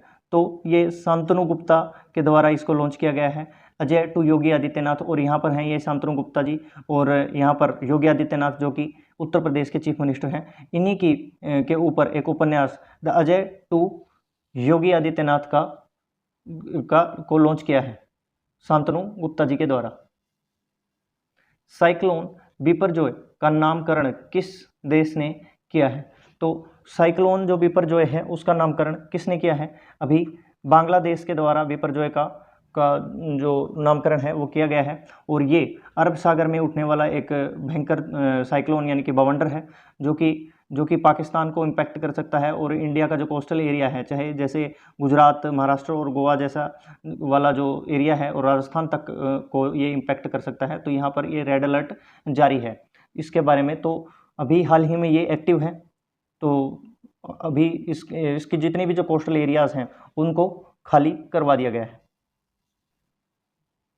हाल ही में गूफी पेंटल का निधन हो गया, वे कौन थे? तो जो गूफी पेंटल थे वे एक अभिनेता थे, और हाल ही में इनका निधन हो गया है। और ये फेमस कब हुए थे? इन्होंने 1988 की महाभारत, जो कि B.R. चोपड़ा की जो महाभारत थी उसके अंदर शकुनी का किरदार निभाया था, जो कि इनके किरदार की जो तस्वीर यहाँ पर लगाई गई है, और ये इनकी रियल तस्वीर है, और ये जो है ये इनकी as Shakuni character in Mahabharat की ये तस्वीर दिखाई गई है। गीतांजलि अय्यर का निधन हो गया, वे कौन थी? तो जो गीतांजलि अय्यर थी ये एक न्यूज़ एंकर थी, जो कि दूरदर्शन और ऑल इंडिया रेडियो के अंदर अंग्रेजी में समाचार प्रदर्शित करती थी, और इनका हाल ही में निधन हो गया है। भारत, फ्रांस और किस देश ने पहला समुद्री साझेदारी अभ्यास शुरू किया है? तो किसके द्वारा शुरू किया गया है? यूएई, भारत और फ्रांस के द्वारा ये जो समुद्री अभ्यास है इसको प्रारंभ किया गया है। संयुक्त अरब अमीरात, भारत और फ्रांस के बीच में ये युद्ध अभ्यास का आयोजन किया गया है। एकता अभ्यास भारत और किस देश के बीच में आयोजित किया गया है? तो भारत और मालदीव की जो नौसेना है उसके बीच में ये एकता अभ्यास शुरू किया गया है, और ये इसका सिक्स्थ एडिशन है। इस अभ्यास का ये छठा एडिशन है। सबांग बंदरगाह पर भारत और कौन सा देश मिलकर काम करेगा? तो जो सबांग बंदरगाह है वो इंडोनेशिया और भारत के बीच में ये बनाई गई है, जो कि इंडोनेशिया, यहाँ पर ये इंडोनेशिया है, और इसके इस छोर के ऊपर यहाँ पर जो ये रेड डॉट आपको दिखाई दे रही है, जहाँ पर ये पॉइंट कर रही है, यहाँ पर है ये सबांग बंदरगाह। और इसको बनाने का मेन कारण क्या है? यहाँ पर इंदिरा पॉइंट पड़ता है, और ये इंडिया का कोई भी एरिया हो जाए, यहाँ से वो जो दूसरे देश हैं जैसे म्यांमार है, लाओस है, थाईलैंड है, वियतनाम है, और मलेशिया है और इंडोनेशिया है, इनसे संपर्क साध सकता है जो इंडिया है, वो अपना जो व्यापार है वो आसानी से कर सकता है, ताकि चाइना से मतलब एक कदम आगे बढ़ने की कोशिश है, चाइना को एक करारा जवाब देने की कोशिश है। तो सबांग जो बंदरगाह है वो भारत और कौन सा देश मिलकर काम करेंगे इसके ऊपर? तो इंडोनेशिया और भारत की ये संयुक्त परियोजना है, जिसके अंदर ये जो व्यापार से संबंधित जो कार्य है वो किया जाएगा थ्रू वाटर। किस राज्य सरकार ने एल्डर लाइन सेवा शुरू करी है? तो एल्डर लाइन सेवा शुरू करने वाला जो राज्य है वो उत्तर प्रदेश है, और यहाँ के सीएम हैं योगी आदित्यनाथ। इन्होंने ही बुजुर्गों के लिए मतलब सहायता प्रदान करने के लिए, जितने भी असहाय बुजुर्ग हैं उनको सहायता प्रदान करने के लिए एक एल्डर हेल्पलाइन नंबर तक जारी किया है, जो 14567 करके एक नंबर है, और इसको बुजुर्गों की लाइफलाइन भी बोला जाता है, जो कि हर प्रकार की सहायता बुजुर्गों को प्रदान करवाएगा। हरियाणा के किस शहर में एक नई मेट्रो लाइन के निर्माण की मंजूरी मिली है? तो हरियाणा के गुरुग्राम में एक नई मेट्रो लाइन की मंजूरी मिली है, जो कि हुडा सिटी सेंटर से साइबर सिटी सेंटर तक का निर्माण जो है वो किया जाएगा। तो ये एक इम्पोर्टेंट क्वेश्चन है जो मेट्रो से संबंधित है, और इसके अंदर लगभग 5452 करोड़ रुपए की लागत आएगी और लगभग 17 लाख लोगों को इसके अंदर काम मिलेगा, इसमें रोजगार का अवसर प्रदान किया जाएगा। खुद की इंटरनेट ब्रॉडबैंड सेवा शुरू करने वाला भारत का पहला राज्य कौन बना है? तो पहला राज्य बना है अपना खुद का इंटरनेट ब्रॉडबैंड सेवा शुरू करने वाला, ये कौन सा है राज्य? ये केरला है, और केरला के सीएम कौन है? पिनराई विजयन। और इन्होंने 2019 के अंदर ही जो जो इंटरनेट कनेक्शन को एक अधिकार घोषित कर दिया था। भारतीय थल सेना के मैकेनिकल ट्रांसपोर्ट बटालियन की कमान संभालने वाली पहली भारतीय महिला कौन बनी है? तो कर्नल सुचिता शेखर, ये पहली भारतीय महिला बनी है जो कि मैकेनिकल ट्रांसपोर्ट बटालियन की कमान संभालेंगी, सुचिता शेखर। किस भारतीय अमेरिकी को हार्वर्ड यूनिवर्सिटी के फाइनेंस विभाग का उपाध्यक्ष नियुक्त किया गया है? तो उपाध्यक्ष नियुक्त किया गया है किसको? रितु कालरा। रितु कालरा ये एक इंडियन अमेरिकन है, और इन्हीं को रितु जो कालरा हैं इनको हार्वर्ड यूनिवर्सिटी के फाइनेंस विभाग का उपाध्यक्ष नियुक्त किया गया है। अरुण पोल ऐप किस राज्य के द्वारा लॉन्च किया गया है? तो अरुण पोल जो ऐप है ये अरुणाचल प्रदेश जो पुलिस है उसके द्वारा ये लागू किया गया है, और इसके तहत जो भी शिकायत है या फिर किसी भी प्रकार की शिकायत हो या फिर एफआईआर हो, उसको डायरेक्टली ऑनलाइन दर्ज करवाया जा सकता है जो सिटीजन हैं अरुणाचल प्रदेश के उनके द्वारा। विदेशियों के रहने के लिए भारत का कौन सा शहर सबसे महंगा है? तो मुंबई पहले स्थान पर है, पिछले साल भी ये पहले स्थान पर था। तो ये किसके द्वारा जारी किया गया है? ये जो रैंकिंग है ये मर्सर्स कॉस्ट ऑफ लिविंग सर्वे 2023 के द्वारा ये लागू किया गया है। मर्सर्स कॉस्ट ऑफ लिविंग रैंकिंग के अकॉर्डिंग है ये, और इस रैंकिंग में जो ग्लोबली रैंकिंग जो है इसमें मुंबई 147वें स्थान पर है, नई दिल्ली 169वें स्थान पर है, चेन्नई 184वें स्थान पर है, और बेंगलुरु 189वें स्थान पर है। तो ये जो रैंकिंग है वो जारी की गई है मर्सर्स कॉस्ट ऑफ लिविंग के द्वारा, और जो मुंबई है वो विदेशियों के लिए सबसे महंगा शहर साबित होगा। बाल श्रम के खिलाफ विश्व दिवस हाल ही में कब मनाया गया है? तो 12 जून को मनाया जाता है बाल श्रम के खिलाफ जो विश्व दिवस है उसको, और ये ILO यानी इंटरनेशनल लेबर ऑर्गेनाइजेशन के द्वारा इसको कंडक्ट करवाया जाता है, और इसका जो हेडक्वार्टर है ILO का ये कहाँ पर है? ये जिनेवा के अंदर है, और जिसकी स्थापना हुई थी 1919 के अंदर इसकी स्थापना हुई थी, और इसके जो हेड हैं वो गिलबर्ट होंगबो इसके हेड हैं ILO के। किस राज्य सरकार ने सड़कों पर अवैध कचरे की डंपिंग की सूचना देने के लिए इनाम देने की घोषणा करी है? तो अगर मान लीजिए अपने शहर को सुरक्षित और स्वच्छ रखने के लिए अभियान चलाया गया है, जब भी किसी भी प्रकार की सड़क के ऊपर कोई भी डंपिंग करी जाएगी तो उसके लिए जो आम जो जनता है उसके लिए एक मौका है पैसे कमाने का भी और इनाम लेने का भी, जो लगभग 2500 रुपये तक का जो इनाम है वो दिया जाएगा अगर कोई भी व्यक्ति ऐसी सूचना देता है कि यहाँ पर इस स्थान के ऊपर डंपिंग की जा रही है कचरे की, और उसके खिलाफ में अगर वो शिकायत दर्ज करता है तो उसको इनाम का प्रावधान किया गया है। किस सरकार ने किया है? ये केरला सरकार ने किया है, जहाँ के जो चीफ मिनिस्टर हैं वो कौन है? पिनराई विजयन।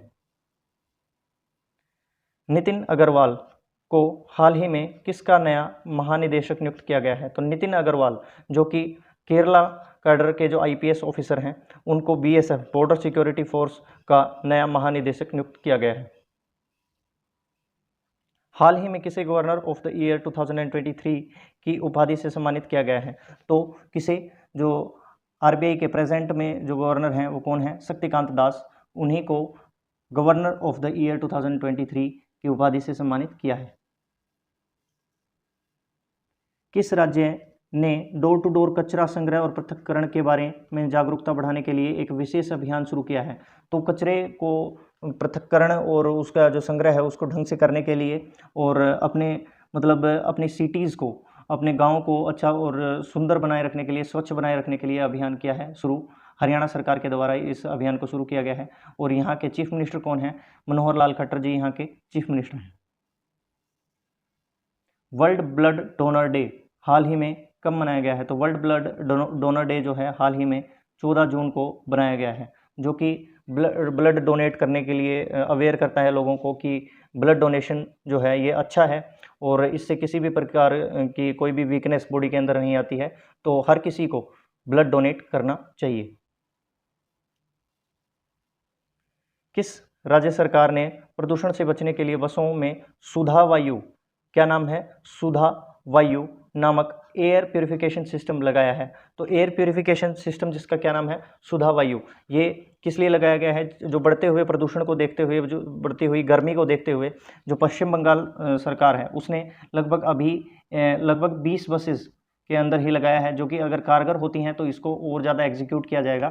इसके अंदर बसेस के अंदर एक एयर प्योरीफायर सिस्टम लगाया गया है जो कि एयर को प्योरीफाई करेगा, जो कि पोल्यूशन को और गर्मी को कम करने का काम करेगा, जिसका क्या नाम है, सुधा वायु। ठीक है। हाल ही में आयोजित वर्ल्ड टेस्ट चैंपियनशिप में का जो फाइनल है वो किस टीम ने जीत लिया है? वो जीता है ऑस्ट्रेलिया ने। और ऑस्ट्रेलिया ने किसको हराया है? भारत को 209 रन से हरा दिया है। 209 रन से हराया है। WTC के अंदर जो भारत जो है ये लगातार दूसरी बार वर्ल्ड टेस्ट चैंपियनशिप में हारा है। पिछली बार ये न्यूजीलैंड के साथ इसका जो फाइनल मैच था जिसके अंदर ये 8 विकेट से जो भारत था वो हार गया था। तो थोड़ा सा डिमोटिवेट करने वाली जो बात है ये, बट कोई दिक्कत नहीं है। ये भी जो ऑस्ट्रेलिया है ये पहली बार वर्ल्ड टेस्ट चैंपियन बना है। फ्रेंच ओपन टेनिस टूर्नामेंट 2023 का प्रो साइकिल का जो खिताब है वो किसने जीता है? तो किसने जीता है? नोवाक जोकोविच ने इस खिताब को जीता है और ये इसका 23rd ग्रैंड स्लैम था। तो जो कि सबसे ज़्यादा है यहाँ पर दिए गए हैं। जो नोवाक जोकोविच हैं ये जो सबसे ऊपर हैं 23 ग्रैंड स्लैम के साथ में, और राफेल नडाल जो 22 ग्रैंड स्लैम जो सिंगल टाइटल हैं वो उनके साथ में है, और रोजर फेडरर के पास में है 20 और पेट सैम्प्रस के पास में 14 हैं। तो सबसे ज़्यादा जो ग्रैंड स्लैम है वो सर्बिया के खिलाड़ी नोवाक जोकोविच के पास ही हैं। Women junior hockey Asia cup 2023 का खिताब किस देश की टीम ने जीता है? तो किस देश की टीम ने जीता है? ये भारत ने जीता है और कोरिया गणराज्य को इन्होंने हरा दिया है, और जो कि जापान के अंदर आयोजित हुआ था, और इन्होंने 2-1 से जो कोरिया गणराज्य है उसको हराया है। और ये भारत का पहला जूनियर हॉकी एशिया जो विमेंस का जूनियर हॉकी एशिया कप का ये पहला टाइटल इन्होंने जीता है। भारतीय विशिष्ट पहचान प्राधिकरण यानी कि unique identification authority of India के नए CEO कौन बने हैं? तो कौन बने हैं? ये बने हैं अमित अग्रवाल। अमित अग्रवाल को बनाया गया है UIDAI का जो नया CEO है वो बनाया गया है, और 2009 के अंदर unique identification authority of India को लॉन्च किया गया था, और उसके जो नए CEO बने हैं वो कौन है? अमित अग्रवाल। शक्ति योजना किस राज्य ने लॉन्च की है? तो शक्ति योजना की जो लॉन्चिंग है वो की है कर्नाटक राज्य ने, और यहाँ के CM कौन है? सिद्धारमैया जी यहाँ के चीफ मिनिस्टर हैं, और इन्होंने ये घोषणा की है कि जो कर्नाटक की जो लाभार्थी महिलाएं हैं वो बसों में फ्री सवारी का लाभ उठा पाएंगी कर्नाटक के अंदर। भारत मालदीव का संयुक्त सैन्य अभ्यास एक्वेरिन कहाँ आयोजित किया गया है? तो उत्तराखंड राज्य के अंदर भारत और मालदीव के बीच, यानी भारत का जो इंडियन आर्मी और मालदीव नेशनल डिफेंस फोर्स के बीच में ये जो 12वां एडिशन है इस एक्सरसाइज का 12th एडिशन इसका आयोजन किया गया है, जो कि उत्तराखंड के चोपटिया के अंदर इसका आयोजन किया गया है मिलिट्री एक्सरसाइज का। कौन सा देश यूनेस्को में फिर से शामिल हो गया है? तो यूनेस्को के अंदर जो अमेरिका है वो फिर से शामिल हो गया है। वर्ष 2017 के अंदर इसने यूनेस्को से बाहर हो गया था ये, बट इसने अभी चाइना की थोड़ी सी ज़्यादा चहलकदमी देखने के कारण इसने अपने आप को मतलब यूनेस्को के अंदर फिर से दोबारा से शामिल कर लिया है। और अगर आपसे यूनेस्को के बारे में पूछा जाए तो यूनेस्को का जो फुल फॉर्म होता है वो होता है United Nations Educational Scientific and Cultural Organisation, और इसका जो हेडक्वार्टर की बात करें तो इसका हेडक्वार्टर है पेरिस के अंदर, पेरिस फ्रांस के अंदर इसका हेडक्वार्टर है। और हेड कौन है? एड्रे अजोले यहाँ के इसके कौन है? हेड हैं। तो और इसका अगर फॉर्मेशन पूछ ले, इसका फॉर्मेशन हुआ था 1940 5 के अंदर इसका फॉर्मेशन हुआ था। तो ये चीज़ थी यूनेस्को की, और यूनेस्को के अंदर दोबारा से शामिल हो गया है America. Nehru memorial museum and library society कहाँ है, जिसका नाम बदलकर प्रधानमंत्री संग्रहालय और लाइब्रेरी सोसाइटी कर दिया गया है। तो ये कहाँ पर है, ये नई दिल्ली के अंदर है, और इसकी जो स्थापना है वो हुई थी 1964 के अंदर, नई दिल्ली के अंदर इसकी स्थापना हुई थी, जो कि आता है ministry of culture of government of India के अंडर में ये जो मंत्रालय है ये आता है, जिसका नाम बदलकर, जो पहले था Nehru memorial museum and library था, जिसका नाम बदलकर प्रधानमंत्री संग्रहालय और लाइब्रेरी सोसाइटी कर दिया गया है। फोर्ब्स की ग्लोबल 2000 की सूची में रिलायंस इंडस्ट्रीज लिमिटेड की रैंक क्या है। तो रिलायंस की जो मतलब जितने भी जैसे BMW है और नेस्ले जैसी जो कंपनियां हैं उनको पीछे छोड़ दिया है, और ये अभी 45वें नंबर पर आ गई है ग्लोबली। फोर्ब्स की सूची के हिसाब से देखें तो 2000 की सूची थी ये, जिसके अंदर इसका जो रिलायंस का जो स्थान है वो 45वां है। और अगर फर्स्ट की बात करें तो फर्स्ट कौन है, ये US का बैंक है, इसका नाम क्या है, JP मॉर्गन बैंक है, जिसकी संपत्ति कितनी है, इसकी संपत्ति है 3.7 ट्रिलियन डॉलर्स की इसकी संपत्ति है, जो कि पहले स्थान पर रहा है इस लिस्ट के अंदर, फोर्ब्स 2023 ग्लोबल 2000 की लिस्ट के अंदर। नेटो द्वारा एयर डिफेंस 23 अभ्यास किस देश में आयोजित किया गया है। तो नेटो के द्वारा जो एयर डिफेंस 23 का जो आयोजन है वो कहाँ पर किया गया है, जर्मनी के अंदर इसका आयोजन किया गया है। और इसके अंदर जो नेटो के लगभग 25 कंट्रीज़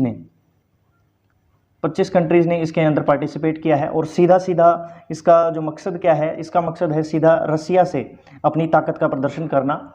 और नेटो की अगर बात करें, नेटो का फुल फॉर्म अगर आपसे पूछा जाए तो होता है नॉर्थ अटलांटिक ट्रीटी ऑर्गेनाइजेशन, इसका फुल फॉर्म होता है, जिसका फॉर्मेशन हुआ था 1949 के अंदर इसका फॉर्मेशन हुआ था। और हेडक्वार्टर अगर आपसे पूछ ले तो ब्रुसेल्स के अंदर है, ब्रुसेल्स बेल्जियम के अंदर इसका हेडक्वार्टर है अभी। UNGA यानी यूनाइटेड नेशंस जनरल असेंबली ने शहीद शांति सैनिकों के लिए स्मारक दीवार बनाने के प्रस्ताव को अपना लिया है। यह प्रस्ताव किस देश के द्वारा लाया गया था। तो नरेंद्र मोदी सरकार के द्वारा ये जो प्रस्ताव है ये पेश किया गया था, यानी कि भारत के द्वारा ये प्रस्ताव पेश किया गया था। और अगर शहीद जो सैनिक होते हैं वो कौन होते हैं, मतलब वो सोल्जर्स होते हैं जो कि किसी भी मतलब मान लीजिए कहीं पर किसी देश के अंदर वॉर छिड़ा हुआ है, सिविल वॉर है या फिर मतलब इंटरनल वॉर है, उस दौरान कुछ ऐसे सैनिक डिप्लॉय किए जाते हैं उस एरिया के अंदर जो कि पीस को कायम करते हैं, वहाँ पर शांति का प्रदर्शन करते हैं। यानी कि कहने का मतलब ये है कि these soldiers are deployed in such countries who are suffering from the civil wars और वॉयलेंस। सो किसके द्वारा किया गया था, ये जो प्रस्ताव था ये किसके द्वारा किया गया था। तो ये भारत के द्वारा इस प्रस्ताव को ये घोषित किया गया था। किस राज्य के इसाद आम को GI टैग मिला है। तो किस राज्य का है ये इसाद आम, तो कर्नाटक राज्य का इसाद आम है, जो कि बहुत ही फेमस है कर्नाटक के अंदर, तो इसको GI टैग प्रदान किया गया है।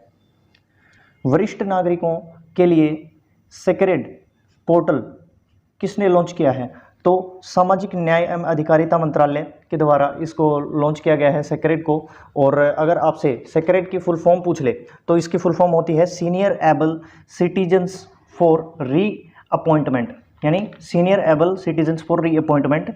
इस पोर्टल का जो मकसद क्या है कि वरिष्ठ नागरिकों को कुछ पदों के लिए मतलब निजी उद्यमों जो प्राइवेट जो कंपनियां होती हैं में जुड़ने के लिए एक मंच प्रदान करना है, ताकि वो अपना जो व्यय है वो खर्च जो है वो निकाल सकें।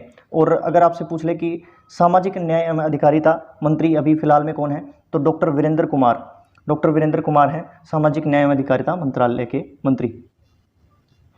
किस राज्य में राजा उत्सव का आयोजन किया गया है। तो किस राज्य के अंदर किया गया है, तो उड़ीसा के अंदर राजा उत्सव का जो आयोजन है वो किया गया है। और ये किया गया है किस लिए, ये जो धरती माता का सम्मान करने के लिए और नारीत्व का जश्न मनाने के लिए 14 से लेकर के 16 जून तक इसका जो आयोजन है वो किया गया है। और आमतौर पर इस त्यौहार के टाइम पे किसी भी तरीके की कल्टीवेशन या फिर हार्वेस्टिंग वगैरह नहीं की जाती है, धरती के साथ किसी भी प्रकार की छेड़छाड़ नहीं की जाती खेतों में।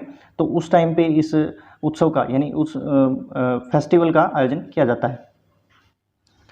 किस राज्य की 5 इमारतों और संरचनाओं को अंतर्राष्ट्रीय ग्रीन एप्पल पुरस्कार के लिए चुना गया है? तो ये है 5 इमारतें कहाँ की हैं? तेलंगाना की हैं, जिसके अंदर एक है doctor Bhimrao Ambedkar Telangana state secretariat है, और वदागिरी गुट्टा टेम्पल है, और दुर्गम चिरुवु केबल ब्रिज है, और Telangana police integrated command control centre है, और मोजामजाही मार्केट। तो ये 5 जो बिल्डिंग हैं इनको ये अंतर्राष्ट्रीय ग्रीन एप्पल पुरस्कार के लिए से सम्मानित किया गया है। इंटरनेशनल एयर ट्रांसपोर्ट एसोसिएशन के अध्यक्ष कौन बने हैं? तो पीटर एल्बर्स जो हैं IADA यानी इंटरनेशनल एयर ट्रांसपोर्ट एसोसिएशन के अध्यक्ष बने हैं। और पीटर एल्बर्स हैं कौन? ये इंडिगो के CEO हैं जिनको इंटरनेशनल एयर ट्रांसपोर्ट एसोसिएशन का अध्यक्ष बनाया गया है। संयुक्त राष्ट्र ने किस देश को दी जाने वाली खाद्य सहायता पर रोक लगा दी है? तो कहाँ पर? इथियोपिया पे जो रोक लगा दी गई है, जो संयुक्त राष्ट्र की तरफ से जो खाद्य पदार्थ जो जाते थे इथियोपिया के अंदर अस्थायी रूप से जो जाता था, तो उसके ऊपर रोक लगा दी है। और इनका मानना है कि यहाँ पर जो ज़रूरतमंद हैं उन तक तो ये खाना यानी ये खाद्य पदार्थ जो है ये पहुँच ही नहीं रहा है यहाँ, यानी कि इस जो खाद्य पदार्थ की जो पहुँच है वो ज़रूरतमंद तक नहीं है, इसलिए इसने इन पर रोक लगा दी है संयुक्त राष्ट्र ने। भारतीय मूल की किस वैज्ञानिक को डच वैज्ञानिकों में सर्वोच्च सम्मान स्पिनोजा पुरस्कार से सम्मानित किया गया है? तो जो स्पिनोजा पुरस्कार है ये किसको मिला है? ये मिला है जोयता गुप्ता को। जोयता गुप्ता कौन है? ये मतलब एक साइंटिस्ट हैं जो नीदरलैंड के अंदर शोध कर रही हैं, और ये जो पुरस्कार है ये भी उन्हीं साइंटिस्ट्स को दिया जाता है, यानी शोधकर्ताओं को दिया जाता है जो कि नीदरलैंड के अंदर एक इंटरनेशनल मानकों के अनुसार दुनिया भर में सबसे अच्छे जो रिसर्च करते हैं उनको ही ये पुरस्कार दिया जाता है। कच्चे इस्पात में विश्व का दूसरा सबसे बड़ा उत्पादक कौन बन गया है? तो अभी हाल ही में केंद्रीय इस्पात और नागरिक उड्डयन मंत्री जो हैं ज्योतिरादित्य सिंधिया ने के अनुसार जो भारत जो है ये कच्चे इस्पात के मामले में चौथे स्थान से यानी 4th नंबर से लेकर से 2वें नंबर पर आ गया है, यानी कि भारत। इसका आंसर क्या हो जाएगा? भारत, यानी कच्चे इस्पात के मामले में दूसरे स्थान पर आ गया है भारत। भारतीय film when climate change turns violent ने WHO पुरस्कार जीता है, इसके निर्देशक कौन हैं? तो इस पुस्तक के जो निर्देशक हैं वो हैं वंदिता सहरिया। ये फिल्म है जिसके निर्देशक कौन है? वंदिता सहरिया, जिसको WHO पुरस्कार से सम्मानित किया गया है। FSSAI के द्वारा किस रेलवे स्टेशन को ईट राइट स्टेशन प्रमाण पत्र प्रदान किया गया है? तो ईट राइट स्टेशन जो है ये गुवाहाटी रेलवे स्टेशन को प्रमाण पत्र ये प्रदान किया गया है, और ये उत्तर पूर्व जो रेलवे है उसका ये पहला ऐसा स्टेशन है जिसे ये प्रमाण पत्र मिला है। और अगर आपसे FSSAI का जो फुल फॉर्म है वो पूछ ले तो food safety and standards authority of India इसका फुल फॉर्म होता है। और ये जो ईट राइट स्टेशन जो सर्टिफिकेट है वो उन रेलवे स्टेशन को दिया जाता है जहाँ पर जो पैसेंजर्स हैं उनके लिए एक मतलब पौष्टिक आहार प्रदान किया जाता है वहाँ के जो रेलवे स्टेशन हैं उनके ऊपर। तो इसलिए अब की बार किसको मिला है? तो गुवाहाटी रेलवे स्टेशन को ये पुरस्कार दिया गया है। Hydro power company NHPC limited के निदेशक कौन बने हैं? तो NHPC के जो निदेशक हैं वो कौन बने हैं? उत्तम लाल को बनाया गया है। NHPC का जो निदेशक है वो बनाया गया है। और national hydro electric power corporation इसका फुल फॉर्म होता है NHPC का। और अगर आपसे हेडक्वार्टर इसका पूछ ले तो फरीदाबाद के अंदर है। फरीदाबाद यानी हरियाणा के अंदर है, इसका जो हेडक्वार्टर है वो हरियाणा के अंदर है। और इसकी स्थापना कब हुई थी? 1975 के अंदर इसकी स्थापना हुई थी NHPC की। सिल्वियो बर्लुस्कोनी किस देश के पूर्व प्रधानमंत्री थे जिनका हाल ही में निधन हो गया है? तो ये इटली के प्रधानमंत्री थे, और इन्होंने 1994 से लेकर के 2011 तक इन्होंने एज ए प्राइम मिनिस्टर सर्व किया है इटली में। और इनकी 86 ईयर्स की उम्र में इनका जो निधन हो गया है। और अगर आपसे अभी प्राइम मिनिस्टर पूछ ले, अभी जो प्रेजेंट में जो इटली के प्राइम मिनिस्टर हैं वो कौन है? तो उनका नाम है जॉर्जिया मेलोनी यहाँ की प्राइम मिनिस्टर हैं। ICC player of the month 2023 पुरुष के लिए किसे चुना गया है? तो ICC player of the month मई के लिए किसे चुना गया है? तो हैरी हैरी टेक्टर को चुना गया है, जो कि आयरलैंड के खिलाड़ी हैं, और इनके साथ साथ ही थाईलैंड की एक खिलाड़ी हैं जिनका नाम है थिपोच पुथेवोंग इनका नाम है, जो कि थाईलैंड की एक प्लेयर है। इनको विमेन कैटेगरी के अंदर प्लेयर ऑफ द मंथ मई 2023 के लिए एक पुरस्कार मिला है। किस राज्य ने पद्म पुरस्कार विजेताओं को 10,000 रुपये की मासिक पेंशन देने की घोषणा की है? तो हरियाणा सरकार ने ये घोषणा की है कि हम जो पद्मश्री हो, पद्म विभूषण हो या पद्म भूषण हो, अगर इनमें से कोई भी पुरस्कार अगर कोई व्यक्ति, अगर हरियाणा का कोई भी व्यक्ति जीतता है, प्राप्त करता है, तो उसको 10,000 रुपये प्रति माह का जो मासिक पेंशन है वो प्रदान की जाएगी। अमेरिका का इकबाल मसीह पुरस्कार किसने जीता है? तो जो ललिता नटराजन कौन है?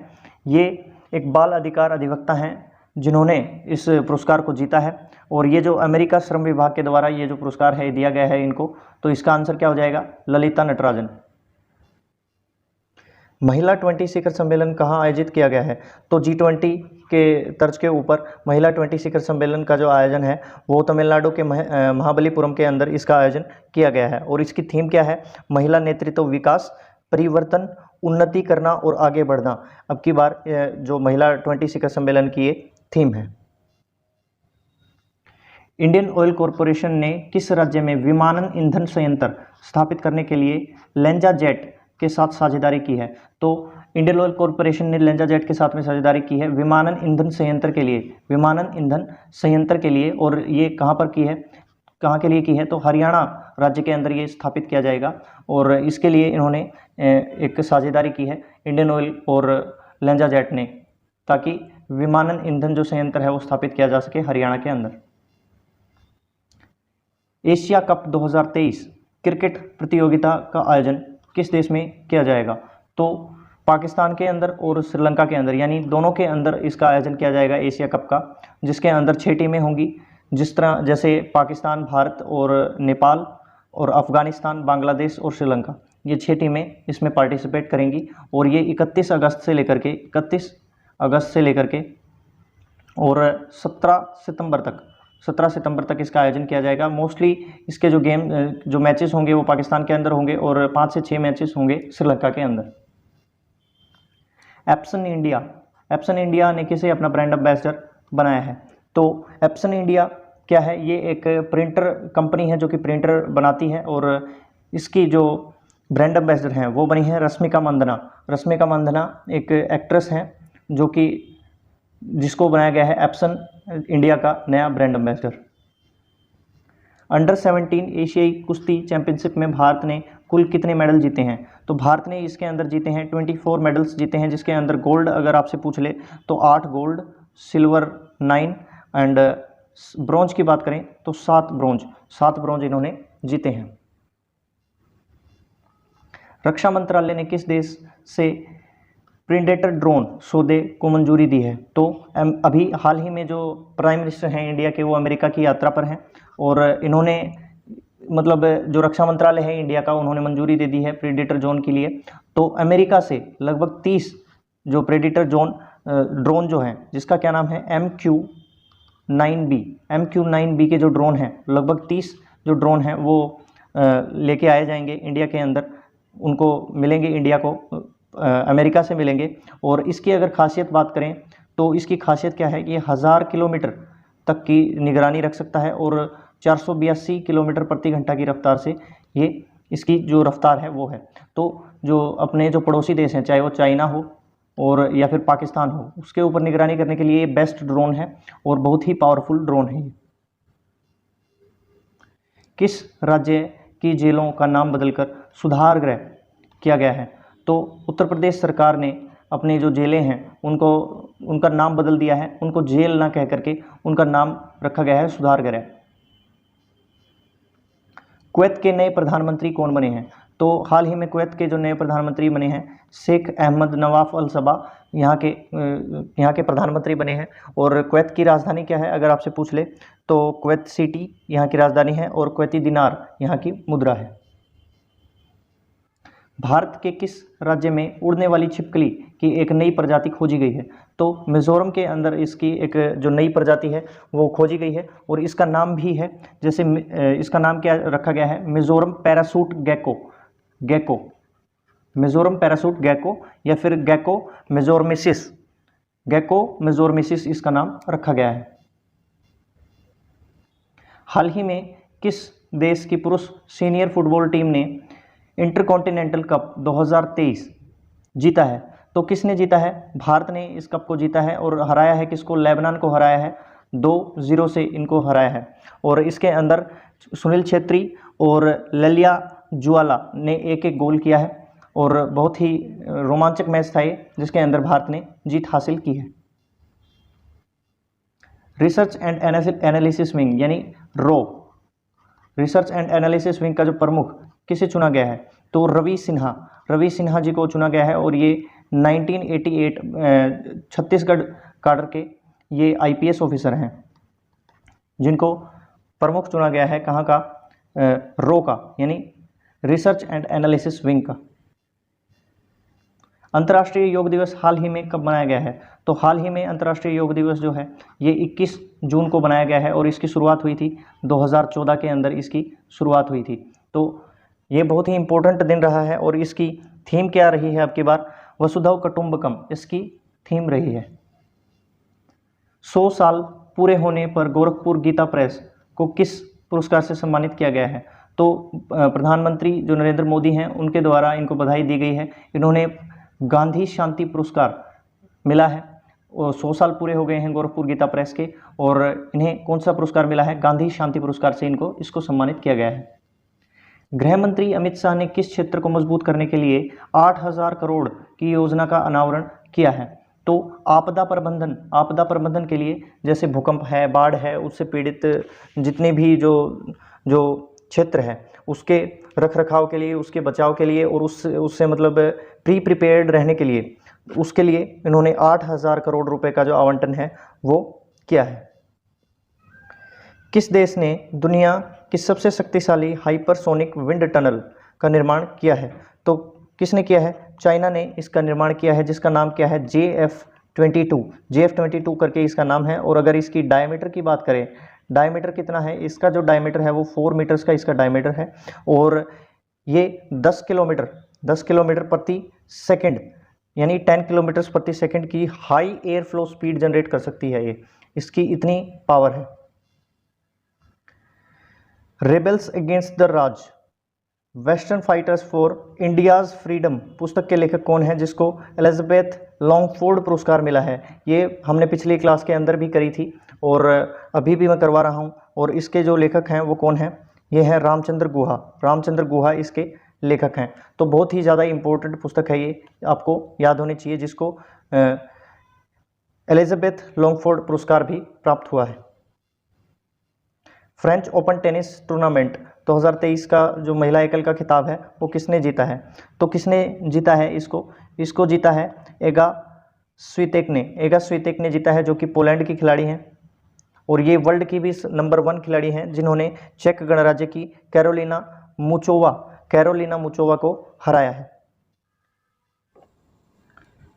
37वें राष्ट्रीय खेल 2023 का आयोजन कहाँ किया जाएगा?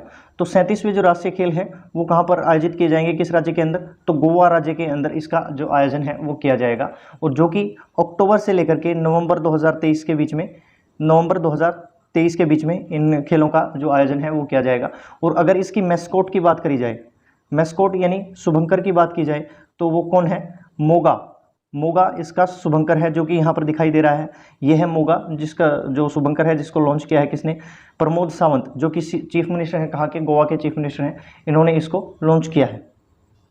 अगला क्वेश्चन है, भवानी देवी ने एशियाई तलवारबाजी चैंपियनशिप में कौन सा मेडल जीता है? तो भवानी देवी ने कौन सा मेडल जीता है?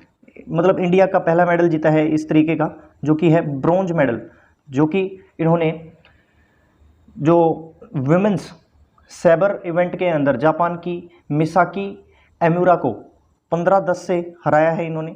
मिसाकी एमुरा को, जो फॉर्मर चैंपियन रह चुकी हैं, पिछले साल की चैंपियन थी, और इन्होंने इसको हराया है। और ये जो गेम्स हैं, एशियाई तलवारबाजी चैंपियनशिप जो गेम हैं अभी जो हुए हैं वो चाइना के वुक्सी के अंदर आयोजित हुए हैं। चाइना वुक्सी के अंदर इनका आयोजन किया गया था। विश्व वर्षा वन दिवस कब मनाया जाता है? तो विश्व वर्षा वन दिवस जो है ये 22 जून को मनाया जाता है। और इसका जो विचार है ये किसने दिया था? रेन फॉरेस्ट पार्टनरशिप ऑर्गेनाइजेशन ने इसका जो विचार है वो दिया था, यानी आरपीओ ने इसका जो विचार है वो दिया था। और अब की बार की जो थीम क्या थी? 2023 की थीम थी कन्वर्ज, रिस्टोर एंड रीजनरेट, इसकी थीम थी। कन्वर्ज, रिस्टोर एंड रीजनरेट इसकी थीम थी, जो कि बनाया गया है कब? 22 जून को बनाया गया है। मॉर्निंग कंसल्ट की ग्लोबल लीडर अप्रूवल रेटिंग के अनुसार दुनिया के सबसे लोकप्रिय नेता कौन हैं? तो मॉर्निंग कंसल्ट की ग्लोबल लीडर अप्रूवल रेटिंग के अनुसार जो नरेंद्र मोदी जी हैं उनको 77% यानी कि फीसदी वोटिंग के साथ में ये पहले स्थान पर हैं। और इसी लिस्ट के अंदर जो बाइडन हैं वो 41 यानी कि 41% के साथ में है और इनका रैंक है छठा, तो ये छठे स्थान पर आते हैं। तो पहले नंबर पे कौन है लोकप्रियता के अंदर? तो वो है नरेंद्र मोदी जी। पंजाब में अब गवर्नर के स्थान पर कौन विश्वविद्यालयों का चांसलर होगा?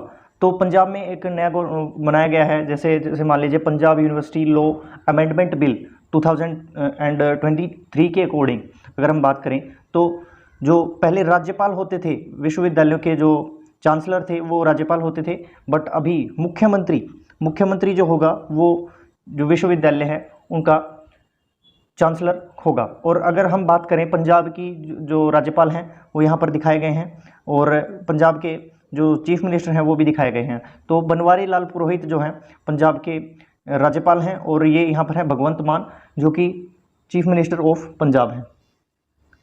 जगन्नाथ रथ यात्रा का संबंध किस राज्य से है? तो जगन्नाथ रथ यात्रा हाल ही में निकाली गई है और ये हर साल निकाली जाती है और इनका जो इस संबंध है ये उड़ीसा के अंदर है। उड़ीसा के पुरी शहर के अंदर जगन्नाथ मंदिर में इस यात्रा को समापन किया जाता है। और जगन्नाथ रथ यात्रा एक बहुत ही मतलब पवित्र, हिंदू धर्म के अंदर पवित्र मानी जाती है क्योंकि इस यात्रा के अंदर देश विदेश से लाखों जो श्रद्धालु हैं वो भाग लेते हैं। और ये जो जगन्नाथ मंदिर जो है ये पवित्र 4 धामों में पड़ता है और यहाँ पर श्री जो भगवान विष्णु जी हैं उनके जो 8वें अवतार श्री कृष्ण और उनके भाई बलभद्र और जो सुभद्रा जो उनकी बहन है उनकी तीनों की जो रथ यात्रा है उनकी निकाली जाती है, जो कि लगभग आपका 2.5 किलोमीटर की जो यात्रा होती है जिसको पैदल यात्री अपने हाथों से उनको खींचते हैं। 2.5 किलोमीटर तक ये यात्रा चलती है और काफ़ी फेमस है, जो कि उड़ीसा के पुरी के अंदर ये आयोजन इसका किया जाता है हर साल। हाल ही में पीएम किसान मोबाइल ऐप किसने लॉन्च किया है? तो हाल ही में जो पीएम किसान मोबाइल ऐप जो है ये नरेंद्र सिंह तोमर यानी कि कृषि मंत्री नरेंद्र सिंह तोमर ने इसको लॉन्च किया है। और इसको लॉन्च करने का मेन कारण क्या है कि जो किसानों की जो केवाईसी है उसको पूरा करना इसके मेन कारण है। और अगर आपसे पूछ ले जो केवाईसी का फुल फॉर्म अगर आपसे पूछे तो नो योर कस्टमर इसका फुल फॉर्म होता है। नो योर कस्टमर यानी केवाईसी इसका फुल फॉर्म होता है। निम्न में से मध्य प्रदेश राज्य का 7वां टाइगर रिजर्व कौन सा होगा? तो वीरांगना दुर्गावती टाइगर रिजर्व इसका नाम होगा, जो कि मध्य प्रदेश का 7वें नंबर का। और इंडिया का अगर आपसे बात करें तो इंडिया का ये है 54th जो टाइगर रिजर्व है ये बनाया जाएगा, जो कि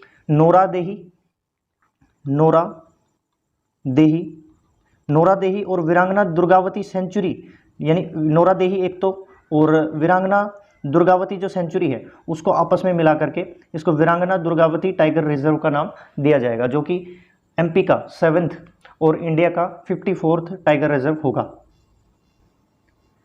पीएम मोदी 21 से 24 जून 2023 तक किस देश की यात्रा पर थे? तो ये किस देश की यात्रा पर थे? ये अमेरिका की यात्रा पर थे और ये जो पीएम मोदी का ये पहली यूएस स्टेट विजिट है। और यहाँ पर दिया गया है कि 21 जून में को ये इनका जो टाइम टेबल था तो कुछ इस तरीके से था कि न्यूयॉर्क में थे ये और योगा सेलिब्रेशन किया है यहाँ पर इन्होंने। और क्योंकि 21 जून को बनाया जाता है वर्ल्ड योगा डे, और 22 जून को वाशिंगटन के अंदर व्हाइट हाउस के अंदर इन्होंने जो बाइडेन के साथ में डिनर वगैरह किया था, और 23 तारीख को भी जॉइंटली होस्ट किया था इन्होंने कमला हैरिस एंड एंटोनी ब्लिंकन को। एंड 24 और 25 को ये जो इजिप्ट के अंदर वापस आते टाइम पे will go to Egypt on the way back to US to meet the president Abdel Fattah al Sisi. यानी कि 24 और 25 को ये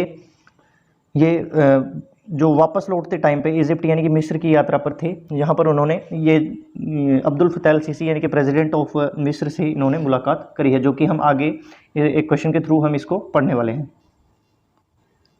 T20 women emerging Asia cup 2023 का खिताब किसने जीता है? तो भारत ने, यानी भारत ए यानी इंडिया ए ने बांग्लादेश ए को हराया है। बांग्लादेश ए को इन्होंने हराया है, और ये T20 women's emerging Asia cup की विजेता बनी है भारत की टीम।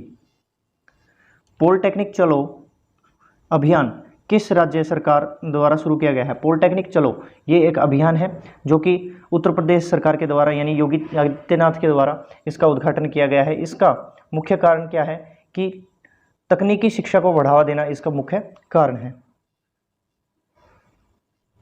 ग्लोबल लिवेबिलिटी इंडेक्स 2023 के अनुसार दुनिया का सबसे रहने योग्य शहर कौन बना है? तो दुनिया का जो सबसे रहने योग्य जो शहर है वो है कौन सा? वियना, जो कि ऑस्ट्रिया की कैपिटल है वियना, और ये दुनिया का सबसे योग्य रहने के लिए जो शहर है वो माना गया है। और इसी के अंदर अगर अपने न्यू दिल्ली की अगर रैंकिंग की बात करें तो वो आती है 141 नंबर पे, और अगर मुंबई की बात करें तो वो आता है 144 नंबर पे। तो ये इनकी रैंकिंग है ग्लोबल लिवेबिलिटी इंडेक्स 2023 के अकॉर्डिंग। यूरोपीय निबंध पुरस्कार किसे प्राप्त हुआ है? तो 45वां 45th इसका एडिशन था, और ये जो पुरस्कार है ये अरुंधति रॉय को मिला है उनकी पुस्तक आज़ादी के लिए। इनकी पुस्तक आज़ादी के लिए ये पुरस्कार जो है दिया गया है। जेंडर गैप रिपोर्ट 2023 में भारत की रैंक क्या है? तो जेंडर गैप जो रिपोर्ट है उसके अकॉर्डिंग भारत की जो रैंकिंग है वो है 127 आउट ऑफ 146। 146 में से जो जेंडर गैप रिपोर्ट है वो है 127 according to the World Economic Forum gender gap report 2023 के अंदर। और इसके अंदर जो आइसलैंड है, आइसलैंड ने टॉप किया है, ये है पहले स्थान पर, फर्स्ट है आइसलैंड। INS कृपाण भारत द्वारा किस देश को तोहफे में दिया गया है? तो INS एक in service missile corvette INS जो कृपाण है उसको भारत की जो नौसेना है उसने गिफ्ट किया है। किसको? वियतनाम को गिफ्ट किया है, ताकि आपस में जो भाईचारा है उसको बढ़ावा देने के लिए लगा लीजिए, या फिर एक तरफ से चाइना को एक कड़ा सबक सिखाने के लिए जो कदम है वो इंडिया बार बार उठा रहा है। और मतलब मेन मकसद क्या है कि नौसेना की जो क्षमताएं हैं उनको बढ़ाना है, भारत का और वियना की जो नौसेना की जो क्षमताएं हैं उसको बढ़ाना है to face China for future. इसलिए इसको नए मतलब जो हथियार हैं उसको सौंपा गया है। तो वियतनाम को इसकी ज़रूरत थी INS कृपाण जैसी जो इन सर्विस मिसाइल कॉर्वेट की, और इसलिए इसको सौंपा गया है वियतनाम को। उत्तर भारत का पहला स्किन बैंक कहाँ खोला गया है? तो उत्तर भारत का जो पहला स्किन बैंक जो है ये सफदरजंग दिल्ली के अंदर इसको खोला गया है। और क्योंकि 7 से लेकर के 10 मिलियन तक जो लोग हैं वो हर साल या तो एक्सीडेंट के थ्रू अपनी स्किन का लॉस करते हैं, या फिर जलने के कारण यानी अपनी स्किन का लॉस करते हैं। तो इसीलिए सफदरजंग के अंदर दिल्ली का यानी उत्तर भारत का सबसे पहला जो स्किन बैंक है उसको खोला गया है, ताकि जो स्किन है उसको रिकवर किया जा सके किसी भी तरीके से, चाहे किसी के डोनर के थ्रू इसको स्किन जो है उसको ठीक किया जा सके। दुनिया का सबसे बड़ा रामायण मंदिर किस राज्य में बनाया जा रहा है? तो बिहार राज्य के अंदर इसका जो निर्माण है वो किया जा रहा है, जो कि पूर्वी चंपारण बिहार में जो अयोध्या जनकपुरी राम जानकी मार्ग है उसके ऊपर स्थित है, जो कि 2025 तक इसका निर्माण जो है ये कंप्लीट हो जाएगा, जो कि दुनिया का सबसे बड़ा रामायण मंदिर है। BRICS chambers of commerce and industry women vertical की अध्यक्ष किसे नियुक्त किया गया है? तो इसके जो अध्यक्ष हैं ये रूबी सिन्हा, जो यहाँ पर आपको दिखाई दे रही हैं, इनको अध्यक्ष नियुक्त किया गया है। किसका? BRICS chambers of commerce and industry women vertical का। और अगर आपसे ब्रिक्स की फुल फॉर्म पूछे तो ये जो जो कंट्रीज़ हैं उनके नाम हैं, जैसे Brazil, Russia, India, China and south Africa. ये 5 देश हैं जो कि ब्रिक्स के अंदर शामिल हैं। किस राज्य में मध्य पाषाणकालीन शैल चित्रों यानी मिडाइवल रॉक पेंटिंग की खोज की गई है? तो किस राज्य के अंदर खोजे गए हैं ये जो रॉक पेंटिंग्स हैं? वो हैं आंध्र प्रदेश राज्य के अंदर खोजे गए हैं। और यहाँ पर इस के अंदर आपको दिखाई दे रहा होगा कि इस तरीके से एक आदमी है जो कि एक हल के जैसा जो है वो उसको जुताई कर रहा है। तो इस तरीके की जो पेंटिंग्स हैं वो आंध्र प्रदेश राज्य के अंदर मिली हैं, जो कि मिडाइवल पीरियड की हैं, जो मध्य पाषाणकालीन जो शैल चित्र हैं वो दिखाए गए हैं। डॉक्टर सुमित सेठ किस देश में भारत के राजदूत बने हैं? तो पनामा के अंदर डॉक्टर सुमित सेठ को जो भारत का राजदूत है वो नियुक्त किया गया है। पेंगल पथुकपट्टू थीटम महिला सुरक्षा योजना किस राज्य में शुरू की गई है? तो महिलाओं की सुरक्षा के लिए ये तमिलनाडु सरकार ने इस योजना को शुरू किया गया है। और इस योजना का जो शुभारंभ है ये चेन्नई शहर से इसका शुभारंभ जो है किया गया है। और इसका मेन मोटिव क्या है कि जो महिलाएं रात के 10 बजे से लेकर के और सुबह के 7 बजे के बीच में अपने काम से जो लौटती हैं, वापस घर आती हैं, तो उनके लिए एक सुरक्षित परिवहन प्रदान करना इसका मेन मोटिव है। और अगर आपसे पूछ ले तमिलनाडु के सीएम का क्या नाम है, तो वो है M.K. स्टैलिन यहाँ के चीफ मिनिस्टर हैं। नशीली दवाओं के दुरुपयोग और अवैध तस्करी के खिलाफ अंतर्राष्ट्रीय दिवस 2023 कब मनाया गया है? तो नशीली दवाओं के खिलाफ जागरूकता फैलाने के लिए ये जो दिवस है ये 26 जून को बनाया गया है। इजिप्ट के सर्वोच्च राजकीय सम्मान ऑर्डर ऑफ द नाइल से किसे सम्मानित किया गया है? यानी इजिप्ट यानी मिस्र, यानी 24 और 25 तारीख को इसकी यात्रा पर थे, इजिप्ट की यात्रा पर थे अमेरिका से लौटते टाइम प्रधानमंत्री नरेंद्र मोदी जी, और इसी टाइम इनको the order of the Nile से सम्मानित किया गया है, जो कि सर्वोच्च राजकीय सम्मान है इजिप्ट का। और ये कौन है? ये हैं इजिप्ट के राष्ट्रपति Abdul Fattah al CC. Nobel पुरस्कार विजेता जॉन पेनिस्टर गुड इनफ का निधन हो गया। वे कौन थे? तो वे एक वैज्ञानिक थे और इन्हें 2019 के अंदर लिथियम आयन बैटरी के आविष्कार होने के कारण इनको केमिस्ट्री के अंदर नोबेल प्राइज़ भी मिला है। नोबेल प्राइज़ मिला है 2019 के अंदर इनको नोबेल प्राइज़ मिला है। और एक जैसे रैंडम एक्सेस मेमोरी जो होती है उसका भी बनाने के अंदर इनका काफ़ी बड़ा योगदान रहा है। और इनकी 101 वर्ष की जो उम्र में इनका जो है निधन जो है वो हो गया है।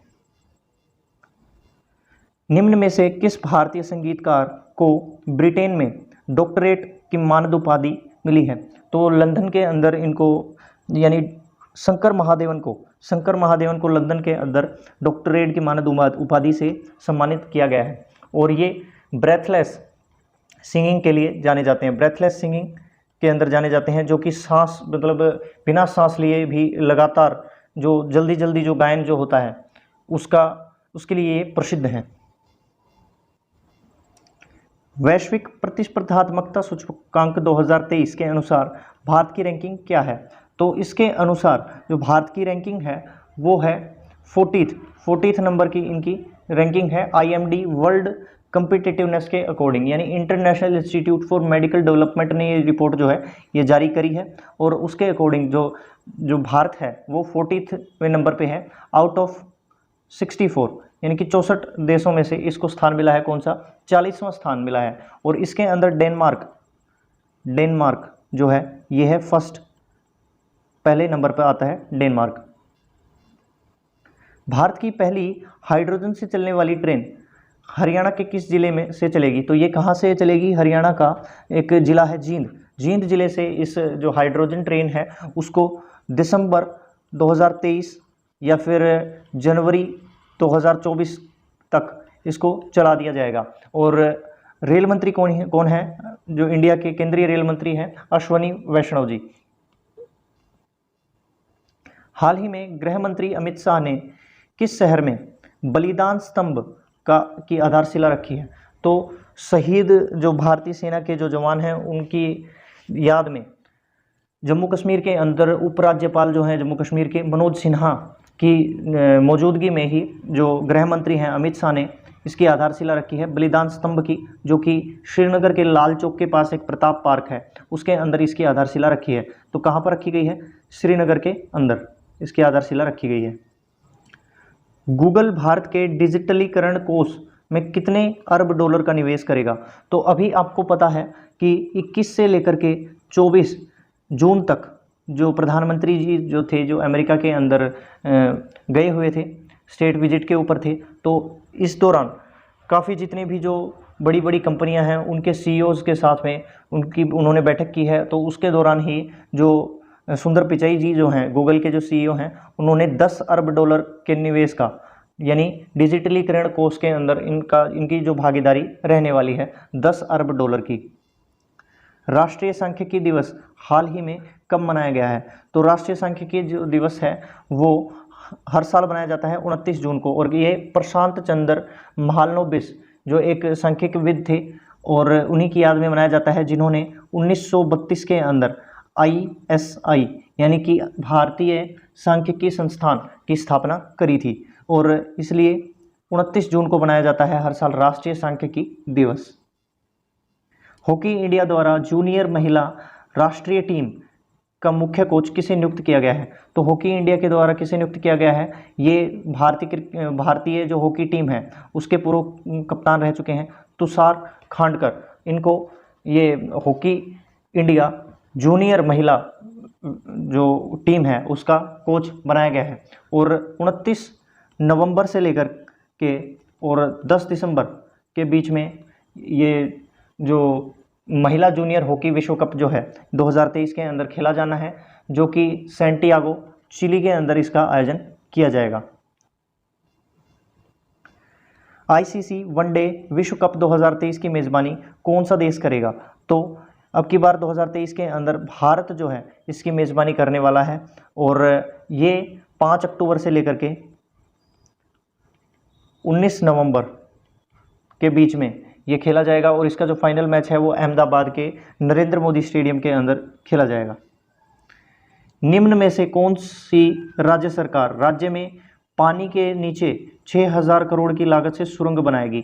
तो जो हेमंत बिस्वा सरकार जो है यानी असम सरकार ने ये फैसला किया है, एक ड्रीम प्रोजेक्ट है इनका कि हम जैसे गुवाहाटी में जो ब्रह्मपुत्र नदी है उसमें नुमालीगढ़ से लेकर के गोहपुर के बीच में, गोहपुर और नुमालीगढ़ के बीच में एक नीचे अंडरग्राउंड जो टनल है, जैसे रोड और रेल टनल जो है उसका डेवलपमेंट करेंगे, जिसके अंदर लगभग 6000 करोड़ रुपए की जो लागत है वो आने वाली है। अमेरिका में किस शहर में दिवाली पर स्कूलों की छुट्टी की घोषणा की गई है? तो न्यूयॉर्क के अंदर दिवाली के उपलक्ष्य पर स्कूलों में छुट्टी की घोषणा करी गई है। दिल्ली की औरंगजेब लेन का नाम बदलकर क्या कर दिया गया है? तो औरंगजेब जो लेन है उसका नाम बदलकर APJ अब्दुल कलाम रोड इसका नाम बदल दिया गया है। विश्व का दूसरा सबसे बड़ा सड़क नेटवर्क किस देश ने निर्मित किया है? तो चाइना को पीछे छोड़ दिया है भारत ने। तो भारत जो है विश्व का दूसरा सबसे बड़ा जो रोड नेटवर्क है वो, और पहले नंबर पे आती है अमेरिका, पहले नंबर पे है अमेरिका, और दूसरे नंबर पे जो सबसे बड़ा जो रोड नेटवर्क है वो इंडिया ने प्रोवाइड किया है, और इन्होंने चाइना को जो है पीछे छोड़ दिया है। और अगर आपसे पूछे कि जो सड़क एवं परिवहन मंत्री कौन है, तो नितिन गडकरी जी जो हैं अभी हाल ही में केंद्रीय सड़क एवं परिवहन मंत्री हैं। किस समूह के द्वारा 2023 क्रिकेट विश्व कप में भारतीय टीम के समर्थन करने के लिए जीतेंगे हम नामक अभियान शुरू किया है। तो ये अडानी ग्रुप के द्वारा इसका जो शुरुआत है वो करी गई है। 61वें जन्मदिन के ऊपर गौतम अडानी जी जो हैं, जो कि फाउंडर हैं अडानी ग्रुप के, और 61वें जन्मदिन के ऊपर इन्होंने 1983 जो वर्ल्ड कप के जो विजेता टीम है उसको इनवाइट किया था, और इसी दौरान इन्होंने जीतेंगे हम नामक पहल की शुरुआत करी है, इस अभियान की पहल शुरू करी है। S&P ग्लोबल रेटिंग के अनुसार फाइनेंशियल ईयर 2024 के लिए भारत की अनुमानित जीडीपी वृद्धि दर क्या है? तो अनुमानित जो जीडीपी वृद्धि दर है, ग्रोस डोमेस्टिक प्रोडक्ट जो रेट है वो 6% यानी कि 6% रहने वाली है, ये इनका अनुमान है S&P ग्लोबल रेटिंग के अनुसार to the financial year of 2024। Rajat Verma को किस बैंक का प्रबंध निदेशक नियुक्त किया गया है? तो रजत वर्मा जी जो हैं वो डीबीएस इंडिया बैंक के जो नए प्रबंध निदेशक यानी कि मैनेजिंग डायरेक्टर हैं वो नियुक्त किए गए हैं। तो चलिए, ये थे आपके 200+ क्वेश्चंस जो कि जून महीने का जो मंथली करंट अफेयर है उसको कंप्लीट करते हैं। इसके बाद आपको किसी भी प्रकार की कोई भी अलग से वीडियो वगैरह देखने की कोई ज़रूरत नहीं है, क्योंकि जो मोस्ट इंपॉर्टेंट जो क्वेश्चंस हैं इस महीने से रिलेटेड वो हमने इसके अंदर प्रोवाइड करवाए हैं। इसके साथ साथ हम आपको स्टैटिक जीके, मैथ्स और जॉब से रिलेटेड इंफॉर्मेशन, और साथ साथ में आपको वीकली करंट अफेयर, ये चीज़ आपको प्रोवाइड करवाई जाती है, हर वीक आपको प्रोवाइड करवाई जाती है, और हर महीने आपको जो है मंथली करंट अफेयर भी जो है प्रोवाइड करवाई जाती है। So thank you for watching this video. जय हिंद।